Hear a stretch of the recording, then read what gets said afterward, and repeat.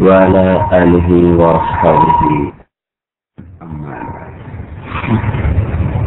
میرے بھائی اور دوستو، اللہ تعالیٰ نے اس دنیا کو قرآن پاک میں دھوکے سے تعبیر کیا ہے اور ہمیں یوں فرمایا ہے وَمَا الْحَيَاةُ الدُّنْيَا إِلَّا مَتَاعُ الْغُرُورِ، کہ یہ جو کچھ تمہیں دنیا پر میں نظر آ رہا ہے یہ سب دھوکہ ہے۔ انسان کی کمزوری یہ ہے کہ یہ دھوکے سے بھی اثر لیتا ہے۔ ایک افسانہ پڑھتا ہے، اس پر پہلے لکھا ہوا ہے افسانہ۔ افسانہ کا مطلب ہے جھوٹی داستان، لیکن اس کو پڑھ کے بھی لوگ روتے ہیں، حالانکہ ان کو تو پہلے ہی اوپر لکھا ہوا ہے کہ یہ افسانہ ہے، پھر کیوں رو رہے ہیں؟ انسان اثر لے۔ اس کی آواز کو ٹھیک کرو خدا سے، سیٹی بج رہی تو مجھے معاف کرنا بھائی، مجھے تکلیف چل رہی ہے، بخار بھی ہے اور پیٹ میں درد بھی ہے۔ آپ لوگوں سے وعدہ کیا ہوا تھا، میں کیسے حاضری ہو رہی، بڑی مشکل سے میں آیا ہوں۔ تو اور انسان کی کمزوری یہ ہے کہ وہ دھوکے سے بھی اثر لے لیتا ہے۔ جس میں میں نے آپ کو ایک موٹی سی مثال دی ہے کہ ہم جھوٹی کہانی پڑھ کر بھی روتے ہیں، تو یہاں تو سب کچھ صحیح نظر آ رہا ہے، یہاں تو دھوکہ نظر ہی کوئی نہیں آتا، بالکل ہر چیز صحیح نظر آ رہی، اور اس پر کہیں لکھا بھی نہیں کہ یہ جھوٹ ہے، یہ افسانہ ہے، دکان ہے، فیکٹری ہے، اسکول ہے، زمیندارہ ہے، ابھی فصلوں سے ہم گزرتے ہوئے آئے، گندم ہے۔ لیکن جس رب نے اس کو بنایا ہے وہ کہہ رہا ہے متاع الغرور، دھوکے کا سامان، دار الغرور، دھوکے کا گھر، بیت العنکبوت، مکڑی کا جالا، لا تساوی جناح بعوض، مچھر کا پر بھی نہیں ہے، کسراب بقیع، جیسے ریت میں پانی نظر آتا ہے ہوتا کوئی نہیں، ایسے ہی تمہیں دنیا پر نظر آ رہا ہے، یہ ہے کچھ بھی نہیں۔ تو کیسے پتہ چلے گا؟ ابھی تو سب کچھ نظر آ رہا تھا۔ حضرت علی کا فرمان، الناس نیام اذا ما تنتبہوا، لوگ سوئے ہوئے ہیں، جب موت آئے گی آنکھ کھل جائے گی۔ اب خوش قسمت وہ ہیں جن کی مرنے سے پہلے آنکھ کھل جائے۔ اب ہمارے پاس کوئی ایسا علم نہیں تھا جس سے ہم یہ دیکھ سکتے یہ دھوکہ ہے، جس سے ہم پہچان سکتے یہ فریب ہے۔ ہمارے پاس وہ آنکھ نہیں جو اس کو دیکھ سکتی، تو اللہ نے اس کا انتظام خود کیا۔ اس نے ہماری طرف 1.25 لاکھ نبی بھیجے، ان کو اللہ نے سب کچھ دکھایا، ہمارے سامنے پردہ ڈالا، ان کو سب کچھ دکھایا کہ اب جاؤ لوگوں کو بتاؤ کہ ایک جنت ہے، ایک دوزخ ہے، اور مرنے کے بعد آدمی مرتے نہیں ہیں بلکہ ہمیشہ کی زندگی میں داخل ہو جاتے ہیں۔ ہمیں تو نہیں پتا تھا ہم کیوں آئے ہیں، ہمیں نہیں پتا ہمیں کس نے بھیجا ہے، ہمیں نہیں پتا ہم کس مقصد کے لیے پیدا کیے گئے، ہمیں کوئی نہیں پتا ہم مر کے کہاں چلے جاتے ہیں، ہمیں کوئی نہیں پتا جسم مٹی میں مٹی ہو جاتا ہے تو اسے کون اٹھائے گا، کیا اٹھائے گا بھی صحیح کہ نہیں۔ تو جب صرف آدمی عقل سے سوچتا ہے تو اس کا جواب یہ ہے جو قرآن دیتا ہے، اذا كنا عظاما نخرة، کیا کبھی پرانی ہڈیاں بھی زندہ ہوں، انا لمبعوثون، کیا کبھی قبر میں جانے کے بعد بھی کوئی زندہ ہو سکتا ہے، ہیہات ہیہات لما توعدون، کچھ نہیں سب جھوٹ ہے، مر گئے مٹی ہو گئے، جو کرنا یہی کر لو۔ یہ عقل کا جواب خود قرآن نقل کرتا ہے، پھر اس کا جواب اللہ دیتا ہے کہ نہیں ایسا نہیں ہے، فإنما هي زجرة واحدة فإذا هم بالساهرة فإذا نفخ في الصور نفخة واحدة وحملت الأرض والجبال فدكتا دكة واحدة فيومئذ وقعت الواقعة وانشقت السماء فهي يومئذ واهية والملك على أرجائها ويحمل عرش ربك فوقهم يومئذ ثمانية يومئذ تعرضون لا تخفى منكم خافية۔ یہ جواب پھر اللہ نے دیا، قرآن نے دیا، اور اپنے محبوب کو ہمارے اور اپنے درمیان واسطہ بنایا تو ہمیں تو نہیں پتا تھا یہ قرآن ہے، اللہ کا کلام ہے، ہمیں نہیں پتا تھا اللہ ہے، جنت ہے، دوزخ ہے. تو اللہ نے سب سے آخر میں سب سے بڑا رسول بھیجا، سب سے آخر میں سب سے بڑا نبی بھیجا، اور اس کو سارے نبیوں کا بھی سردار بنایا، ساری امتوں کا بھی نبی بنایا، اور سارے نبیوں کا نبی بنایا. ہمارے نبی کا فرمان ہے انا نبی الانبیاء، میں نبیوں کا بھی نبی ہوں. تو امت کے لیے تو نبی آتے رہے، پر نبی کے لیے کوئی نبی نہیں آیا. لیکن ہمارے نبی نے فرمایا انا نبی الانبیاء، میں نبیوں کا بھی نبی ہوں. ان آدم وجمیع الانبیاء من ولد آدم تحت لوائی، آدم علیہ السلام سے لے کر جتنے نبی آئے عیسیٰ علیہ السلام تک، قیامت کے دن تم سب دیکھو گے وہ سارے میرے جھنڈے کے نیچے کھڑے ہوں گے. تو یہ اللہ کے نبی کا خود فرمان ہے جو ہم تک پہنچا ہے کہ میں سارے نبیوں کا نبی ہوں. اللہ نے ان کو اتنا کچھ دکھایا جو کسی کو بھی نہیں دکھایا، ان پر غیب کے پردے اٹھائے. پر ہمارے نبی کو تو اللہ نے خود بلا لیا اپنے پاس.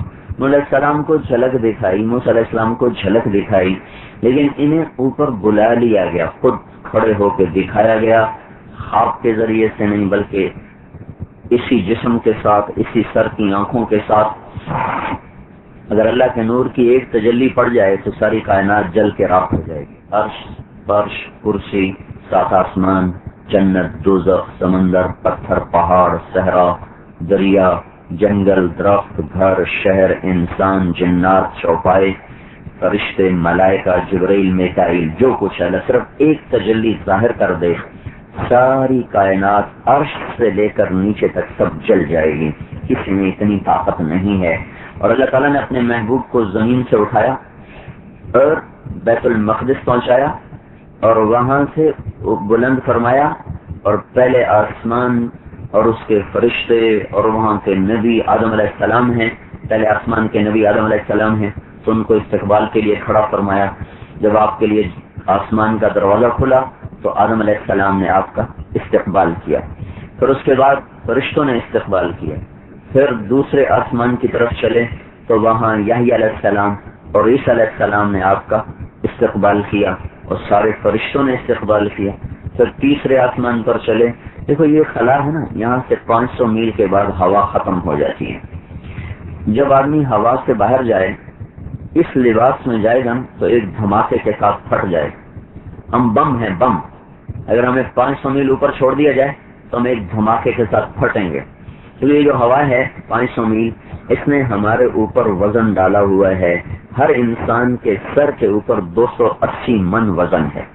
کبھی محسوس ہوا؟ ہم تو 2 من نہیں اٹھا سکتے. 280 من وزن پورے جسم کے اوپر ہے.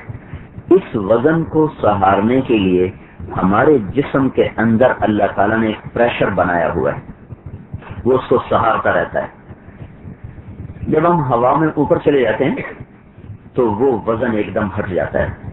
اس وزن کے ہٹتے ہی جو ہمارے اندر کا پریشر ہے جس نے 280 من کو روکا ہوا ہے وہ ایک دم زور لگاتا ہے تو سارا جسم بوٹی بوٹی ہو کے پرزے پرزے ہو جاتا ہے. اس لیے جن لوگوں کو خلا میں بھیجا جاتا ہے تو ان کے لیے ایک لباس تیار کیا جاتا ہے جو قریب $1 کا بنتا ہے.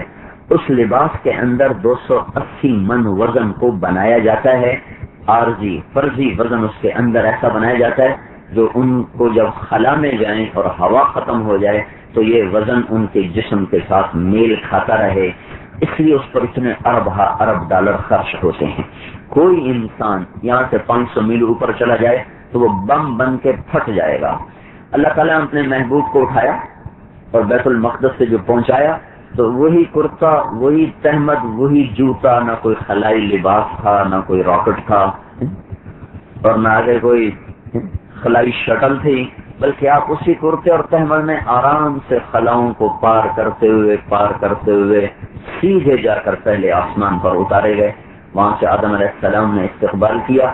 پھر دوسرے آسمان پر پہنچائے گئے، وہاں یحییٰ اور عیسیٰ علیہ السلام نے استقبال کیا. وہاں سے تیسرے آسمان پر پہنچائے گئے، وہاں یوسف علیہ السلام نے استقبال کیا. وہاں سے چوتھے آسمان پر پہنچائے گئے تو ادریس علیہ السلام نے استقبال کیا. پانچویں آسمان پر پہنچے تو ہارون علیہ السلام نے استقبال کیا. چھٹے آسمان پر پہنچے تو تو موسیٰ علیہ السلام نے استقبال کیا. ہر نبی آگے بڑھ کے استقبال کرتا تھا اور گلے ملتا تھا اور کہتا تھا مرحبا بالنبی الصالح، مرحبا بالاخ الصالح، مرحبا ہمارے نیک بھائی آئے اور ہمارے نیک نبی آئے. جب آپ 7ویں آسمان پر پہنچے تو ایک بیت اللہ دیکھا جس کا طواف فرشتے کر رہے ہیں. وہاں ایک بابا جی سفید داڑھی لمبی ناک تک، وہ ایسے بیٹھے ہوئے بیت اللہ کی دیوار سے ٹیک لگا کے اس طرح بیٹھے، یہ نہیں اٹھے، یہ بیٹھے رہے ایسے. باقی ہر نبی نے آگے بڑھ کے استقبال کیا تھا، یہ ایسے آرام سے بیٹھے رہے. تو آپ نے پوچھا جبریل سے یہ کون ہے؟ تو انہوں نے عرض کی آپ کے دادا ابراہیم علیہ السلام. تو بیٹے کی عزت یہ ہے کہ وہ باپ کے پاس خود جائے ہیں. یہ بیٹے کی بڑائی اس میں ہے، بیٹے کی عظمت اس میں ہے کہ وہ خود باپ کے پاس جائے. تو ہمارے نبی آگے بڑھے، جب قریب آئے تو ابراہیم علیہ السلام کھڑے ہو گئے تو انہوں نے گلے لگایا. اور نبی تو کہتے تھے نا ہمارے بھائی آئے، تو ابراہیم علیہ السلام نے فرمایا مرحبا میرا نیک بیٹا آ گیا، مرحبا بالابن الصالح، مرحبا میرا نیک بیٹا آ گیا، میرا نیک نبی آ گیا. انہوں نے ایسے ماتھے پہ چوما اور اس کے بعد ان کو رخصت کیا. اس کے بعد سدرۃ المنتہا، وہاں جبریل نے آپ کو رخصت کیا. اس سے آگے آپ نے بذات خود پرواز فرمائی ہے. اس پرواز کا علم اللہ نے نہ کسی کو دیا، نہ اللہ کے نبی نے کسی کو بتایا. یہ آپس میں راز رہا اور آج تک ہے. آپ اٹھے، کیسے بلند ہوئے، کس طرح پہنچائے گئے کوئی نہیں جانتا، لیکن گئے.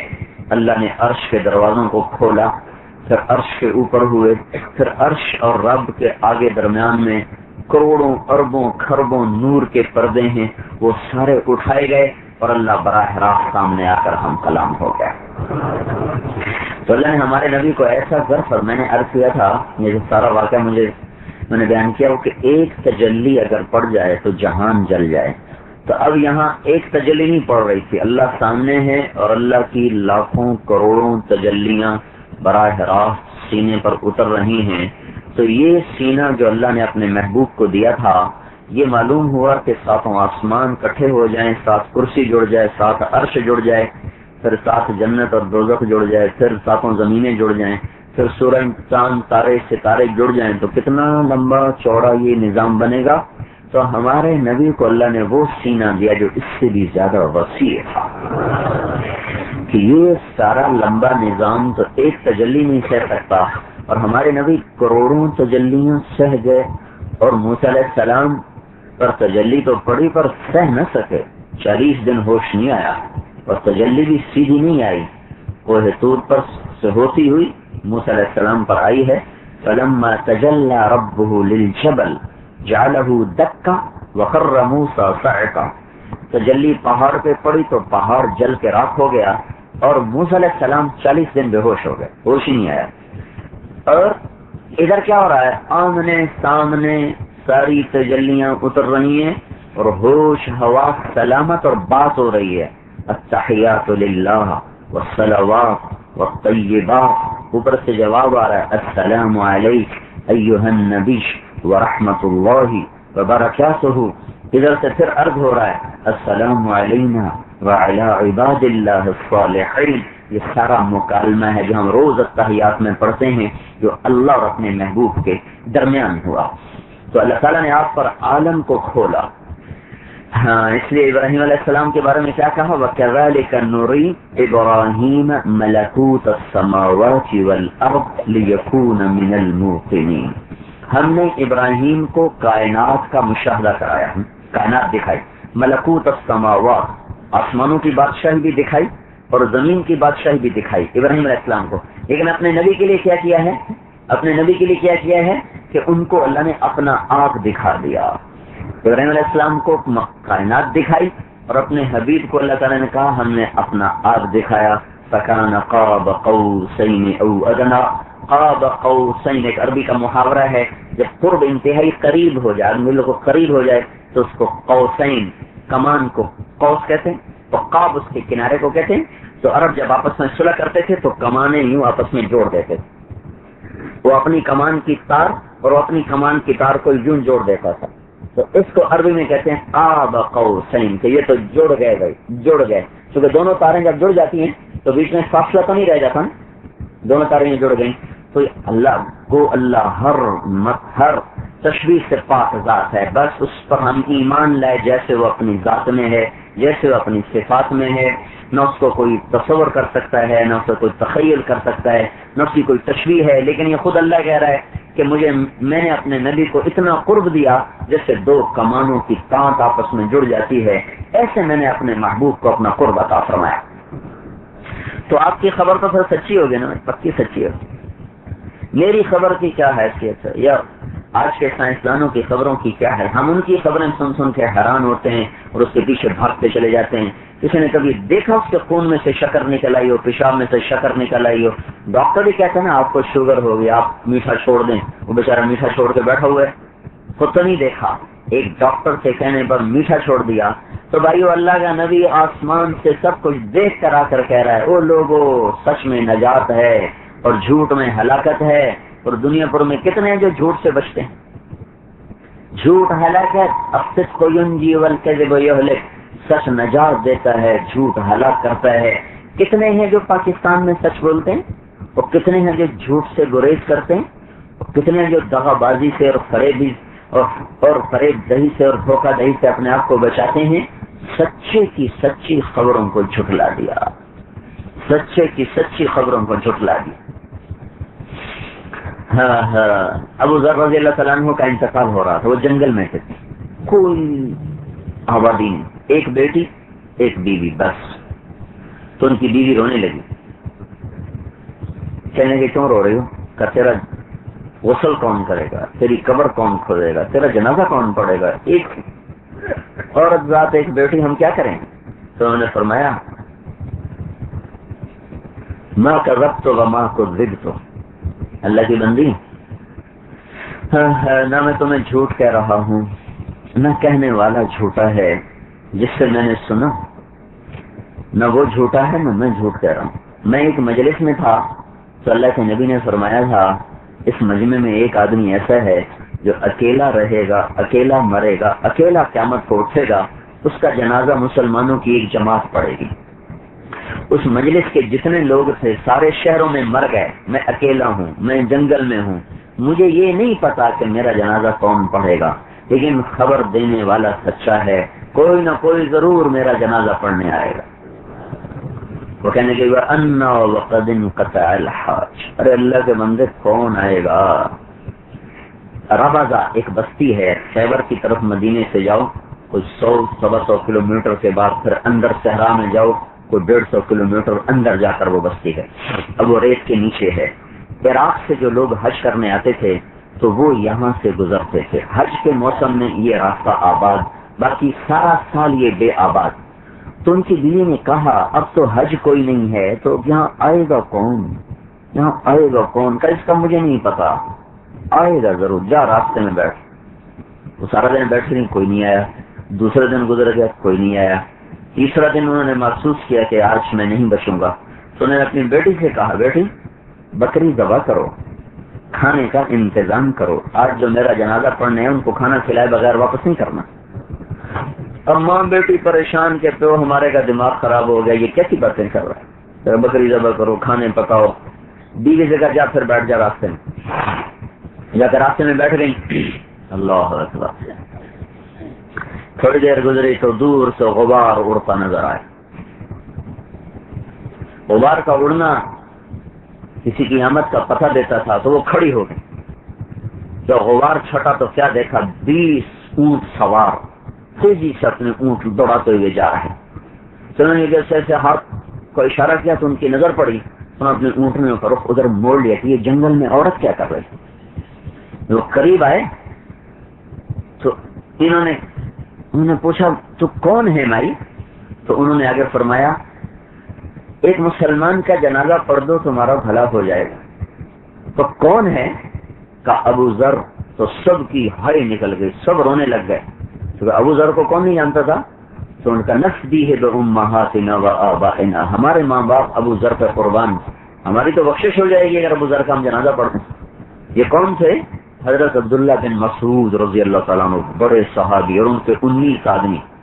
یہ لوگ عمرے پہ جا رہے تھے، عمرے پہ نہیں جا رہے تھے، ان کو اللہ لے آ رہا تھا ابو ذر کا جنازہ پڑھانے کے لیے، جا رہے تھے عمرے پر۔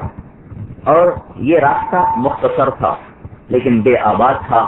تو حضرت عبداللہ بن مسعود کو جلدی تھی کہ حضرت عثمان نے بلایا تھا کہ میرے پاس پہنچو ہر حال میں. یہ سارے اسباب جمع ہوئے اللہ کے محبوب کی بات کو سچا کرنے کے لیے. تو انہوں نے وہ راستہ اختیار کیا, وہاں سے گزرے. جب پہنچے تو دیکھا وہ آخری دموں پر تھے.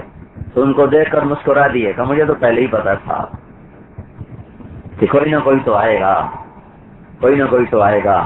پھر فرمایا دیکھو مجھے کفن وہ دے جس نے کبھی حکومت کی نوکری نہ کی ہو, میرا جنازہ وہ پڑھے جس نے حکومت کی نوکری نہ کی. تو ان سب میں سے حکومت تھوڑی تھی, وہ تو خلافت تھی اس وقت. ابوبکر خلیفہ, عمر خلیفہ, عثمان خلیفہ, علی خلیفہ. تو میں صرف ایک نوجوان ملا انصاری, انہوں نے کہا آج تک میں نے حکومت کی کوئی نوکری نہیں کی اور کا بس ٹھیک ہے. تیرے پاس کفن ہے؟ کہا یہ میرا احرام ہے, میری ماں نے اپنے ہاتھوں سے تیار کیے ہے, تو بس تو مجھے اسی میں کفن دینا. جب ان کا انتقال ہوا, دفن سے فارغ ہوئے, تو ان کی بیٹی نے کہا عبداللہ بن مسعود سے کہ یا عم چچا کھانا تیار.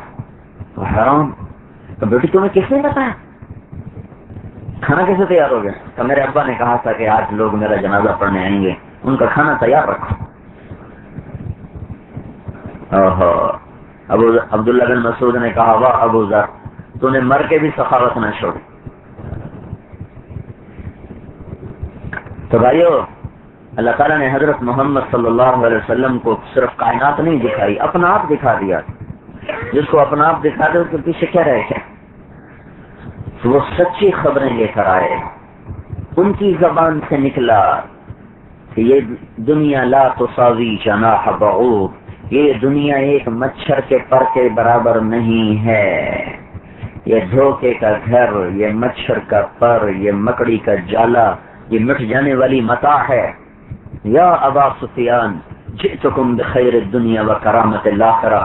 ابو سفیان میری مان کے چلو, میں تمہارے پاس دنیا بھی لے کر آیا ہوں, آخرت بھی لے کر آیا ہوں. میری مان کے چلو گے تو دنیا بھی ملے گی, آخرت بھی ملے گی.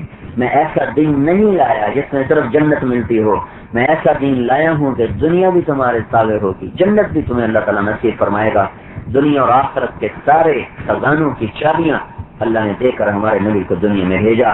دنیا کی عزتیں, آخرت کی عزتیں دے کر اللہ تعالیٰ نے ہمارے نبی پاک صلی اللہ تعالی علیہ وسلم کو بھیجا. تو آپ نے آسمان تک, عرشوں تک اللہ کا دیدار ہوا, ہم کلام ہو رہا, اللہ سے بات ہوئی. پھر یا اللہ, ابراہیم تو آپ کے خلیل تھے, موسیٰ علیہ السلام کلیم تھے, داؤد علیہ السلام کو آپ نے لوہا نرم کر کے دیا, اور عیسیٰ علیہ السلام, سلیمان علیہ السلام کو آپ نے ہوا تابع کر کے دی, اور عیسیٰ علیہ السلام کو آپ نے مردہ زندہ کر کے دیے. تو یا اللہ میرے لیے آپ نے کیا کیا ہے؟ اتخذت ابراہیم خلیلا وموسیٰ کلیما وألنت لداود الحدید وسخرت لسلیمان الریاح واحییت لعیسی الموتى فماذا جعلت لی. یہ خلیل بنا, یہ کلیم بنا, یہ روح بنا, اس پر مردے زندہ ہوئے, اس کو کلام کا شرف ملا, اس کو خلت کا ملا, اس کے لیے ہوا تابع, اس کے لیے لوہا نرم. تو یا اللہ میرے لیے کیا ہے؟ تو اللہ تعالیٰ نے ارشاد فرمایا تیرے لیے میں نے سب سے اعلیٰ چیز تیار کی. اولیس قد اعطیتک افضل من ذلک کلہ, اے میرے نبی میں نے تمہیں سب سے اعلیٰ چیز دی ہے, وہ کیا ہے؟ تو اللہ تعالیٰ نے فرمایا اللہ ذکرت الا ذکرت معی, قیامت تک تیرا میرا نام اکٹھا رہے گا, جدا نہیں ہو سکتا. یہ چیز تو ہمیشہ کی ہو گئی, اب یہ ختم نہیں ہو سکتی. قیامت تک تیرا میرا نام اکٹھا رہے گا. جوڑ دیا, ایسے جوڑ دیا جیسے ایک افسر آتا ہے, یہ پرنسپل آیا تو اس کے نام کی پھٹی لگ گئی, پھر وہ پرنسپل صاحب تبدیل ہو گئے یا ریٹائر ہو گئے, تو دوسرا پرنسپل آیا تو ان کا نام لکھ دیا گیا, پھر وہ چلے گئے تو پھر تیسرا آ گیا, پھر وہ چلے گئے, چوتھا آ گیا. نام بدلتے رہے. ایسے لا الہ الا اللہ کے ساتھ نام بدلتے رہے. آدم نبی اللہ, شیخ نبی اللہ, اور ابراہیم خلیل اللہ, اور موسیٰ کلیم اللہ, نوح نبی اللہ, اور ہارون نبی اللہ, اور اسماعیل ذبیح اللہ. نام آتے گئے, بدلتے گئے, بدلتے گئے. جب لا الہ الا اللہ کے ساتھ محمد رسول اللہ کو جوڑا گیا تو یہ قیامت تک کے فٹ ہو گئے. اب یہ نہیں بدل سکتا. اللہ ذکرت الا ذکرت معی. اب تھوڑا سا قرآن میں دیکھو کہ اللہ نے یوں کہا کہ تیرا میرا نام اکٹھا چلے گا, تو اللہ نے قرآن میں اس کو کیسے اکٹھا کیا ہے؟ تو اللہ تعالیٰ یوں فرماتا ہے تؤمنون باللہ ورسولہ, ایمان میں کہا ایمان لاؤ اللہ اس کے رسول پر. کفر میں کہا ذالک بانہم کفروا باللہ ورسولہ, انہوں نے کفر کیا اللہ کا اور اس کے رسول کا. من یعص اللہ ورسولہ, جو نافرمان ہوا اللہ کا اور اس کے رسول کا.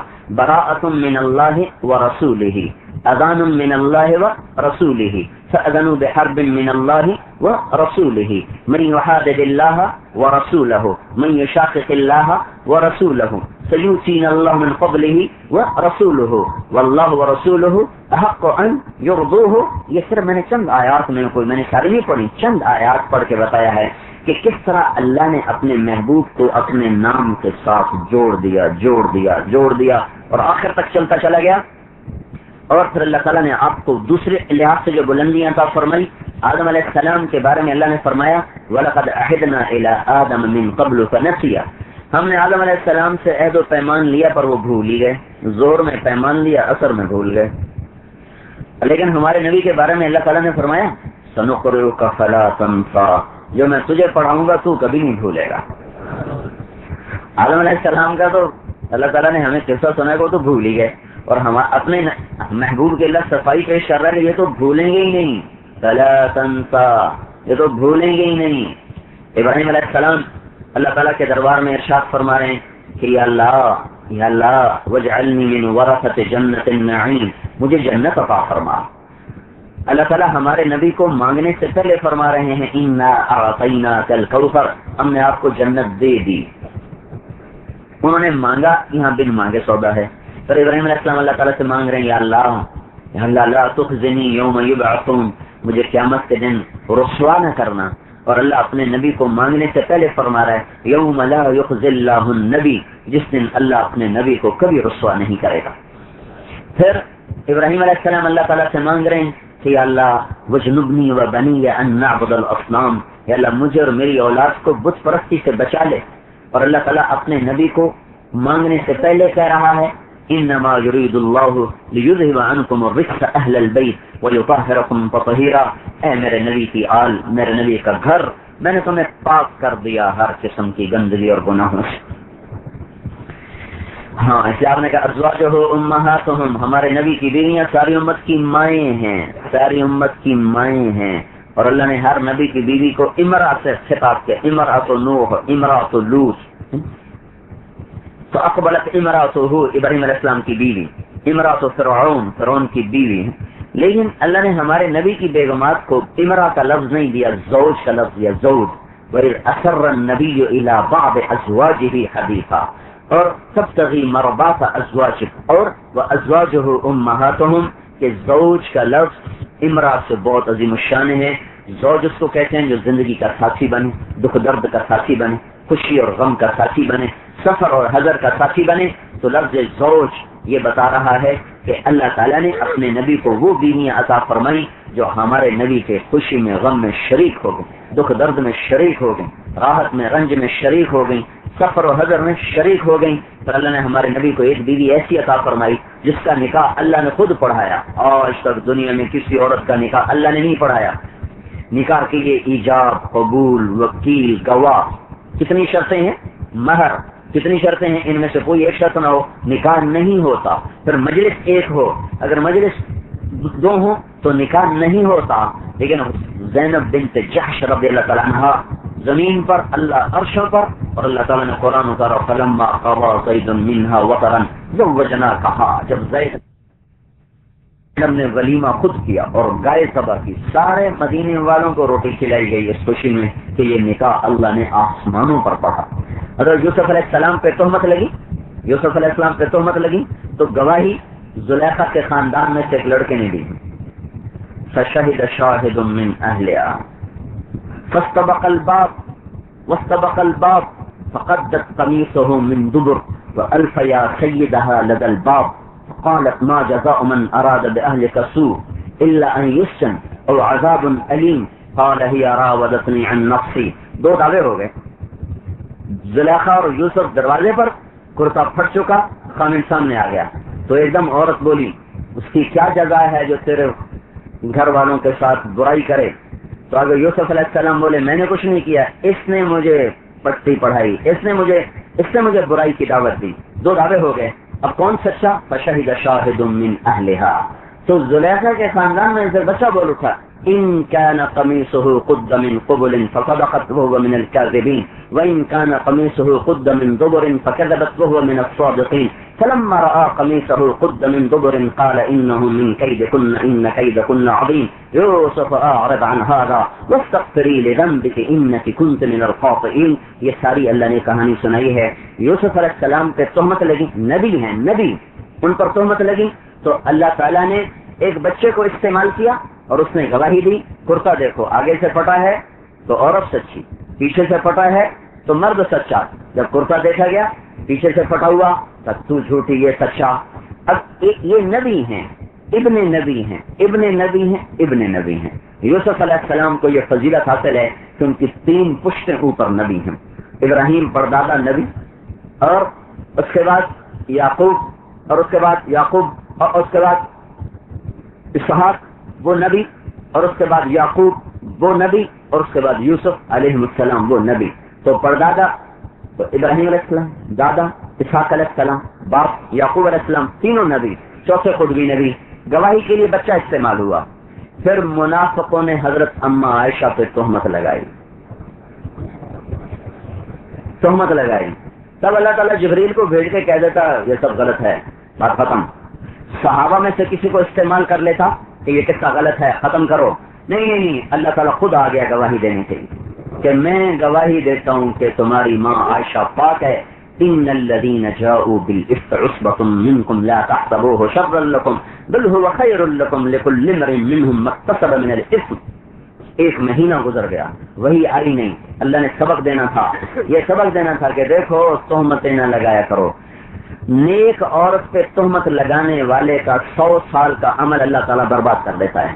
ایک شخص نے 100 سال عبادت کی, پھر کسی نیک عورت پہ تہمت لگا دی تو اس ایک تہمت کے لگانے پر اللہ 100 سال کی عبادت اس کی برباد کر دے, تو اس کی برباد کر دے. تو اللہ یہ ہمیں سبق دینا چاہتا تھا کہ زبان کو کھولنے سے بچو, غیبت سے, چغلی سے, تہمت سے, گالی سے بچو. یہ گھروں کو آگ لگ جاتی ہے, شہروں کو آگ لگ جاتی ہے. اوپر سے بارش ہو رہی ہوتی ہے لیکن گھر جل رہے ہوتے ہیں, اوپر سے اولے پڑ رہے ہوتے ہیں لیکن گھروں میں بھٹیاں جل رہی, تو سینوں میں آگ کی بھڑک ہوتی ہے, لپٹیں ہوتی ہیں, شعلے ہوتے ہیں جنہیں دنیا کے سمندر نہیں بجھا سکتے. جس آگ کو زبان لگائے اس آگ کو آسمان کی بارش بھی نہیں بجھا سکتے. اس سبق کے لیے وہی 1 مہینہ دیر سے آئی. مطلب فوراً ہی بتا دے. حضور صلی اللہ علیہ وسلم گھر میں ہیں, حضرت عائشہ رو رہی ہیں, ابو بکر بیٹھے ہوئے ہیں, ماں بیٹھی ام رومان, اور آپ کہہ رہے ہیں عائشہ میں تیرے لیے استغفار کرتا ہوں. اگر تو کہے تو میں تیرے لیے استغفار کرتا ہوں تو عائشہ کا ایک دم آنسو خشک پر, تو اپنی ماں سے کا جواب دو نا, باپ سے کا جواب دو. وہ آگے تھر تھر کام پر ان کا ہم کیا جواب دیں. پھر ایک دم اٹھ کے بیٹھ کر فرمایا اگر میں سچ کہوں تو لوگ مانیں گے نہیں, اور اگر میں جھوٹ کہوں تو اپنے اوپر الزام کیسے لوں. میں وہی کہتی ہوں جو یوسف کے باپ نے کہا تھا. فرمانے لگی مجھے غم کی وجہ سے یعقوب علیہ السلام کا نام ہی بھول گیا, غم کی وجہ سے. تو میں نے کہا میں وہی کہتی ہوں جو یوسف کے باپ نے کہا تھا انما اشکو بثی وحزنی الی اللہ, اے اللہ میں اپنا غم تجھے ہی سناتے. یہ کہنا تھا کہ ایک دم حضور پہ وہی آ گئی. اور ابو بکر اور ام رومان ایسے تھر تھر کانپنا, رنگ پیلا ہو گیا, پتہ نہیں اب کیا حکم آ رہا ہے, کیا حکم آ رہا ہے, پتہ نہیں اس کا سچا ہے جھوٹا. جب وہی کا آثار ختم ہوئے تو آپ نے کہا عائشہ تجھے بشارت ہو, اللہ خود تیری پاک دامنی کو بیان کرنے آ گیا. ان الذين جاءوا بالافك عصبة, سورہ نور, سورہ نور پڑھنے کی ہے, اس میں معاشرت کے اصول ہیں. سورہ نساء سیکھنے کی ہے, اس میں معاشرت کے اصول ہیں کہ کس طرح زبان کے غلط استعمال سے گھروں کو آگ لگ جاتی. تو اللہ تعالیٰ نے حضرت ام عائشہ رضی اللہ تعالیٰ عنہا کی پاک دامنی کو عرشوں سے بیان کیا, پورے 2 رکوع اتارے. انما يريد الله ليذهب عنكم الرجس اهل البيت ويطهركم تطهيرا. پھر اولاد کو آپ نے فرمایا سیدۃ نساء اہل الجنت فاطمہ, جنت کی عورتوں کی سردار ہے میری بیٹی فاطمہ. سیدہ شباب اہل الجنت الحسن والحسین, جنت کے نوجوانوں کے سردار ہیں حسن اور حسین. دونوں کو کندھے پہ بٹھایا ہوا اور لے کے چل رہے. تو حضرت عمر نے کہا واہ واہ بہت بڑی سواری ہے, بہت بڑی سواری ہے. تو حضور نے فرمایا سوار بھی تو بہت بڑے ہیں, سوار بھی تو بہت بڑے ہیں. نعم المطیۃ مطیۃکما, کیا کہنے تمہاری سواری کے. تو آپ نے فرمایا نعم الراکبان, تو یہ بھی تو کہو کہ کیا کہنے سواروں کے، سوار بھی تو دیکھو کیسے بیٹھے ہوئے ہیں. آپ ان دونوں کو آپ ایسے پاؤں، ہاتھ بھی زمین پہ رکھ دیتے، پاؤں ٹیک لیتے اور اس طرح سواری بن جاتے اور دونوں بچوں کو کندھے پہ بٹھا کر سارے کمرے میں چکر لگاتے اور ان کو یوں پھراتے. یہ جنت کے نوجوانوں کے سردار. امام حسن سر سے لے کر کمر تک حضور کے مشابہ تھے اور کمر سے لے کر پاؤں تک حضرت علی کے مشابہ تھے. امام حسین اس کا الٹ تھے، وہ سر سے لے کر کمر تک حضرت علی کے مشابہ تھے اور کمر سے لے کر پاؤں تک حضور کے مشابہ تھے. پھر آپ نے ارشاد فرمایا ایک دفعہ آپ حضرت فاطمہ کے گھر میں تھے تو بچے سوئے ہوئے، حضرت علی بھی سوئے ہوئے، فاطمہ بھی سوئی. حضرت حسن کی آنکھ کھل گئی تو نے اپنی ماں کو اٹھایا کہ مجھے پانی پلاؤ. تو فاطمہ اٹھنے لگی تو آپ نے ان کو اٹھنے نہیں لے کر بیٹھ جائے. سامنے گھڑے میں پانی تھا، آپ نے پانی نہیں لیا، گلاس اٹھایا، باہر نکل گئے. باہر سنگ میں حضرت علی کی ایک بکری کھڑی تھی جس میں سے دودھ خشک ہو چکا تھا، دودھ تھا نہیں، لیکن آپ نے ایسے اس کے تھنوں پہ ہاتھ پھیرا تو اس کے دودھ تھن سے بھر گئے اور آپ نے تازہ دودھ نکالا، گلاس بھر دیا، اندر لے کر آئے تو حضرت حسین بھی اٹھ گئے. وہ اپنے بڑے بھائی سے زیادہ پھرتیلے تھے، وہ ایک دم آگے بڑھ گئے پینے کے لیے. تو آپ نے کہا تو پیچھے ہٹ جائے. تو فاطمہ نے کہا یا رسول اللہ آپ کو حسن سے زیادہ پیار ہے؟ تو آپ نے کہا نہیں، مجھے تو دونوں ہی پیارے ہیں، لیکن جس نے پہلے مانگا اس کو پہلے دوں گا. ویسے ایک حدیث میں آتا ہے آپ نے فرمایا حسن میرا بیٹا ہے، حسین علی کا بیٹا، اور اس میں مشابت بھی تھی. حسن کی مشابت آپ سے تھی اوپر کے حصے میں اور حسین کی مشابت باپ سے تھی سر سے لے کر کمر تک. تو آپ نے فرمایا حسن میرا بیٹا ہے، حسین علی کا بیٹا. پھر آپ نے ان کو دودھ پلایا. پھر اس کے بعد آپ نے ارشاد فرمایا فاطمہ میں تو یہ دونوں بچے اور یہ جو سویا ہوا ہے. اس سارے قصے میں حضرت علی کی آنکھ نہیں کھلی، وہ سوئے رہے. تو آپ نے فرمایا فاطمہ میں تو یہ دونوں بچے اور یہ جو سویا ہوا ہے ہم پانچوں قیامت کے دن ایک ہی جگہ پر ہوں بے مکان واحد یوم القیامہ. ہم پانچوں کے پانچوں اکٹھے ہوں گے قیامت کے دن. تو یہ اللہ تعالیٰ میں یہ بتا رہا تھا کہ اور نبیوں سے اللہ نے ہمارے نبی کو کیسے اونچا کیا. موسیٰ علیہ السلام کلیم اللہ ہے تو اللہ تبارک و تعالیٰ سے عرض کر رہے ہیں رب اشرح لی صدری، یا اللہ میرا سینہ کھول دے. اور اللہ تعالیٰ ہمارے نبی کو مانگنے سے پہلے فرما رہے ہیں الم نشرح لک صدرک، اے میرے نبی میں نے تیرا سینہ کھول دیا. موسیٰ علیہ السلام اللہ تعالیٰ سے کہہ رہے ہیں یا اللہ ویسر لی امری، میرا کام آسان کر. اللہ ہمارے نبی کو مانگنے سے پہلے فرما رہے ہیں ووضعنا عنک وزرک، میں نے تیرے کام آسان کر دیے، بوجھ ہٹا دیے. ابراہیم علیہ السلام اللہ سے دعا کر رہے ہیں وجعل لی لسان صدق فی الاخرین، یا اللہ بات کی دنیا میں میرا نام بلند رہے. تو اللہ نے یہ دعا قبول کی اور ہمیں نماز میں درود ابراہیمی سکھایا گیا. ہم ہر اتحیات میں درود ابراہیم پر سلام پھیرتے ہیں، دعا پڑھتے ہیں، سلام پھیرتے ہیں. یہ ابراہیم علیہ السلام کی دعا قبول ہوئی. لیکن اللہ نے ہمارے نبی کو مانگنے سے پہلے فرمایا ورفعنا لک ذکرک، میں نے تیرے نام کو بلند کر دیا، اونچا کر دیا.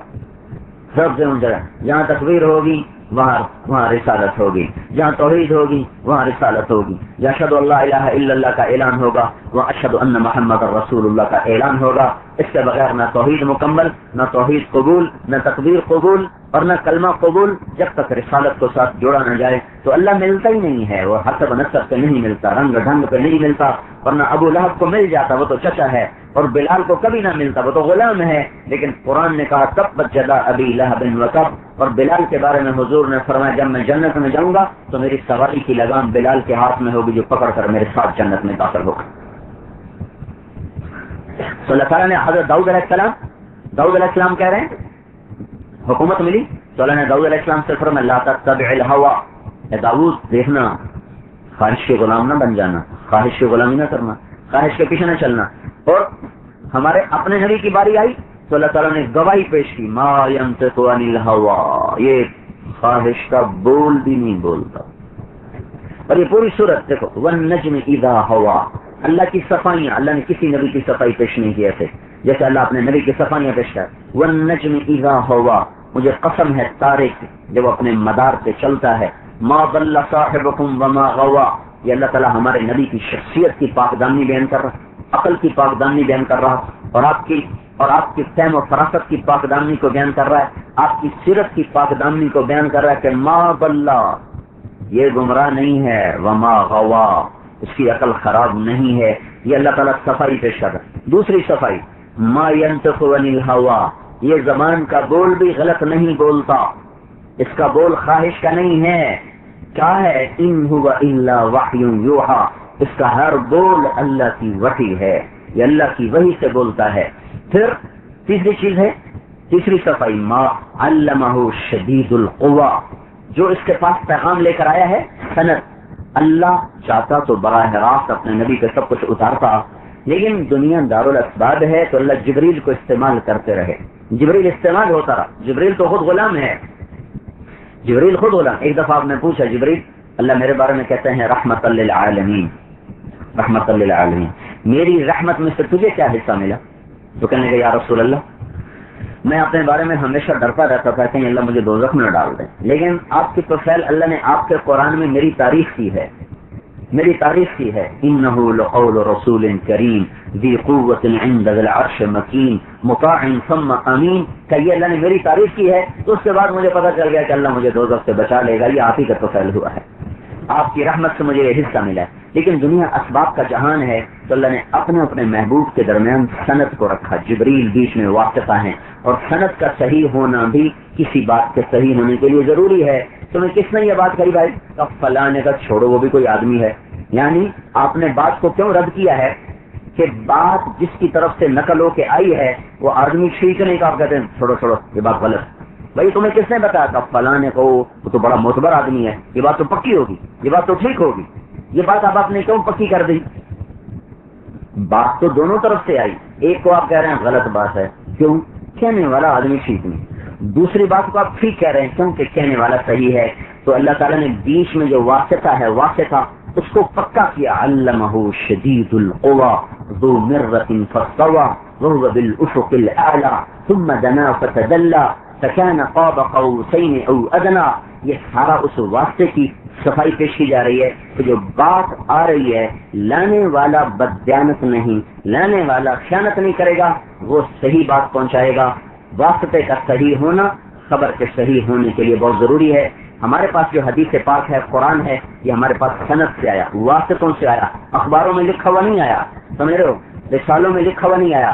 ہمارے پاس اللہ کے محبوب کا کلام صرف کتاب سے نہیں آیا بلکہ واسطے سے آیا، سند سے آیا، کیونکہ وہ سند صحیح ہے، لہٰذا آج تک اللہ کے نبی کی بات میں کوئی غلط بات داخل نہیں ہو سکی۔ آج 1424 سال گزر چکے ہیں، لیکن اللہ کے نبی کی سند اور واسطہ مجھ سے لے کر حضور تک، اور جس نے بھی حدیث کو پڑھا وہ سارے واسطوں کے ساتھ پڑھا ہے، اور وہ سارے، میں نے محمد عبداللہ سے حدیث پاک کو پڑھا، انہوں نے خیر محمد سے، انہوں نے انور شاہ سے، انہوں نے محمود الحسن سے، انہوں نے محمد قاسم سے، انہوں نے عبد الغنی مجددی سے، انہوں نے شاہ اسحاق سے، انہوں نے شاہ عبد العزیز سے، انہوں نے شاہ ولی اللہ سے، انہوں نے ابو طاہر مدنی سے، انہوں نے ابراہیم کردی سے، انہوں نے احمد القشاشی سے، انہوں نے ابو المواہب الشناری سے، انہوں نے محمد بن احمد بن محمد الرملی سے، انہوں نے ابو یحییٰ انصاری سے، انہوں نے ابن حجر الاسقلانی سے، انہوں نے ابراہیم بن احمد التنوخی سے، انہوں نے احمد بن ابی طالب سے، انہوں نے حسین بن مبارک سے، انہوں نے ابو الحسن عبد الرحمن بن مظفر سے، انہوں نے ابو محمد عبداللہ بن احمد سرخسی سے، انہوں نے ابو عبداللہ محمد بن یوسف بن مطر بن صالح بن بشر الفربری سے، انہوں نے ابو عبداللہ امام بخاری محمد بن اسماعیل بن ابراہیم البخاری سے۔ امام بخاری نے کہا حدثنا الحمیدی قال حدثنا سفیان قال حدثنا یحییٰ بن سعید الانصاری قال اخبرنی محمد بن ابراہیم التیمی انه سمع علقمة بن وقاص الليثي يقول سمعت عمر بن الخطاب رضی اللہ تعالی عنہ على المنبر يقول سمعت رسول الله صلی اللہ علیہ وسلم يقول انما الاعمال بالنیات۔ تو مرتبہ ہوا امام بخاری نے حمیدی سے، انہوں نے سفیان سے، انہوں نے یحییٰ بن سعید سے، انہوں نے محمد بن ابراہیم سے، انہوں نے علقمہ بن وقاص سے، انہوں نے عمر بن خطاب سے، اور انہوں نے محمد مصطفیٰ صلی اللہ علیہ وسلم سے سنا۔ اس لیے ہم بڑے اطمینان اور وثوق سے بات کرتے ہیں کہ یہ اللہ کے نبی کا فرمان ہے کہ ہمارے پاس سند صحیح ہے، سند صحیح ہے، سند اخبار کی نہیں ہے، ڈائجسٹ کی نہیں ہے، پکی کچی روٹی کی نہیں ہے، بلکہ سند صحیح کے ساتھ یہ علم 1424 سال گزر چکے ہیں، آج بھی زندہ اور تابندہ ہے۔ جیسے اللہ کے نبی کی ذات پہ کوئی حرف نہیں آ سکتا، ایسے آپ کے علم پر کوئی حرف نہیں آ سکتا۔ یہ آپ کا نسب نامہ ہے روحانی علمی نسب، ہم سب اپنے نبی کی اولاد ہیں، روحانی اور علمی، لیکن آپ کا نسبی نسب نامہ بھی اللہ تعالیٰ نے محفوظ کر دیا، جس کے محفوظ کرنے کی بطور تاریخ کی بھی ضرورت نہ تھی۔ اور بطور آپ کی شخصیت کی عظمت کی بھی ضرورت نہ تھی. آپ کا خاتم الانبیاء ہونا، رحمت للعالمین ہونا، مدثر ہونا، مزمل ہونا، طٰہٰ ہونا، یاسین ہونا، ابو القاسم ہونا، فاتح و خاتم ہونا، اور آپ کا محمد و احمد ہونا، آپ کا حاشر و ماہی ہونا، آپ کا صاحب کم ہونا، آپ کا سدرۃ المنتہا پر ہونا، اور آپ کا قاب قوسین کا لقب پانا، یہ ساری چیزیں ایسی ہیں جو آپ کے کسی بھی اور اضافی چیز کو ساتھ جوڑنے کی ضرورت نہ تھی. پر میرے بھائی، اللہ نے اپنے محبوب کی زندگی کو ایسا محفوظ کیا کہ آپ نے جس چیز کو ہاتھ بھی لگایا وہ بھی قیامت تک کے لیے محفوظ ہے. تو حضور صلی اللہ علیہ وسلم کا نسب کسی انسان بشر کا نسب محفوظ نہیں. ہمیں اپنے نسب کا کوئی نہیں پتا. تیسری نسل کے بعد ہمیں چوتھے دادے کا نام پتہ نہیں کہ اس کا نام کیا تھا، اس کی قبر کا بھی نہیں پتا، وہ کہاں مرا، وہ کہاں پیدا ہوا، وہ کہاں دفن ہوا. 3 واسطوں کے بعد ہمارا علم اپنی ذات کے بارے میں خاموش ہے. لیکن میرے نبی کا نسب جو 80 واسطوں تک جاتا ہے وہ سینے میں موجود ہے، کتابوں میں موجود ہے کہ حضرت محمد صلی اللہ علیہ وسلم بن عبداللہ بن عبد المطلب بن ہاشم بن عبد مناف بن قصی بن کلاب بن مرہ بن کعب بن لوئی بن غالب بن فہر بن مالک بن نضر بن کنانہ بن خزیمہ بن مدرکہ بن الیاس بن مضر بن نزار بن معد بن عدنان بن عد بن حمیسع بن سلامان بن عوس بن بوز بن قموال بن ابی بن عوام بن ناشد بن حذا بن بلداس بن یدلاق بن طابخ بن جاہم بن ناحش بن ماخی بن عیفی بن عبقر بن عبید بن الدعاء بن حمدان بن سمبر بن یثربی بن یحزن بن یلحن بن ارعوى بن عیضی بن زیشان بن عیسر بن اقناد بن ایہام بن مقصر بن ناحس بن زارع بن سمی بن مزی بن عوض بن عرام بن قیدار بن اسماعیل بن ابراہیم بن آذر بن ناحور بن سروش بن رعوف بن فائش بن عابر بن ارفخشاد بن سام بن نوح بن لامک بن نتوشالح بن ادریس بن یاروب بن ملہلئیل بن قینان بن آنوش بن شیس اور بن آدم علیہ السلام. یہ 80 واسطوں سے ہمارے محبوب کا نسب آدم علیہ السلام تک جاتا ہے.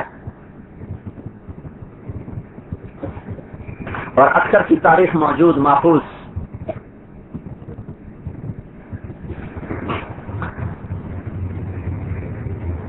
نسب میں سب سے لقد جاءکم رسول من انفسکم، ہم پڑھتے ہیں من انفسکم، یہ بھی ہے، اور من انفسکم یہ بھی ہے.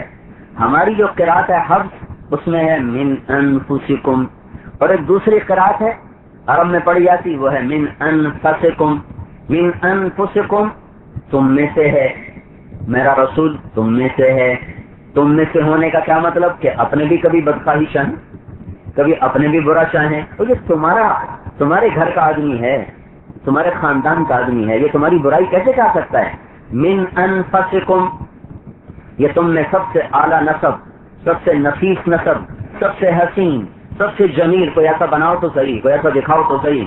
معبد نے کہا تھا حضور کا حلیہ بتاتے ہوئے، رأیت رجلا ظاہر الوضاء، میں نے ایک شخص دیکھا جو بڑا صاف ستھرا، ابلج الوجہ، اس کا چہرہ چمکتا تھا. ہاں بھائی، ہمارے ہاں میلا کو چلا رہنے کو بزرگ ہی سمجھا جاتا ہے، بلکہ بالکل ہی کپڑے اتار دیتے کہتے ہیں پہنچی ہوئی سرکار ہے. یعنی ایسی حماقت ہے کہ کپڑے اتار دیے، بڑی پہنچی ہوئی سرکار. پنجاب نے تو جھوٹا نبی برداشت کر لیا، جھوٹے پیر کیسے برداشت نہیں کرے گا؟ ہاں، میلا کچلا رہنا کوئی بزرگ ہی نہیں بھائی. ہمارا نبی ہمیشہ صاف ستھرا ہوتا ہے، کبھی آپ کے جسم پر کپڑے پر میل کا ذرہ نہیں ہوتا. میل آپ پہ آتا ہی نہیں تھا، میل تو ہمارے لیے، آپ پہ میل نہیں آتا. تو رجلا ظاہر الوضاء، صاف ستھرا. ابلج الوجه، چمکتا چہرہ. یتلألؤ وجهه تلألؤ القمر لیلة البدر، 14ویں رات کے چاند کی طرح چمکتا چہرہ تھا. عظیم الہامہ، سر حسین بڑا.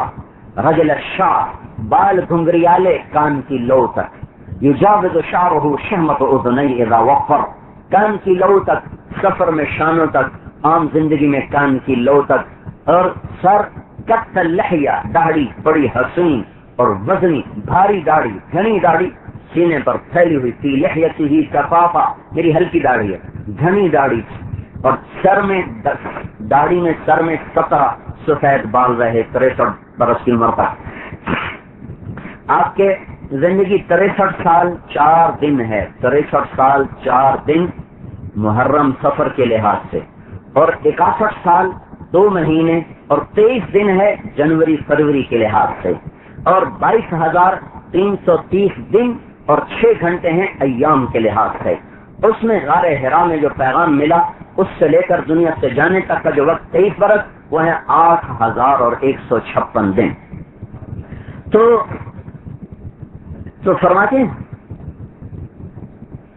لحیتہ کفافا، داڑھی گھنی خوبصورت، کنگھی کرتے ہوئے دائیں طرف سے پہلے کنگھی کرتے تھے، پھر بائیں طرف سے کرتے تھے.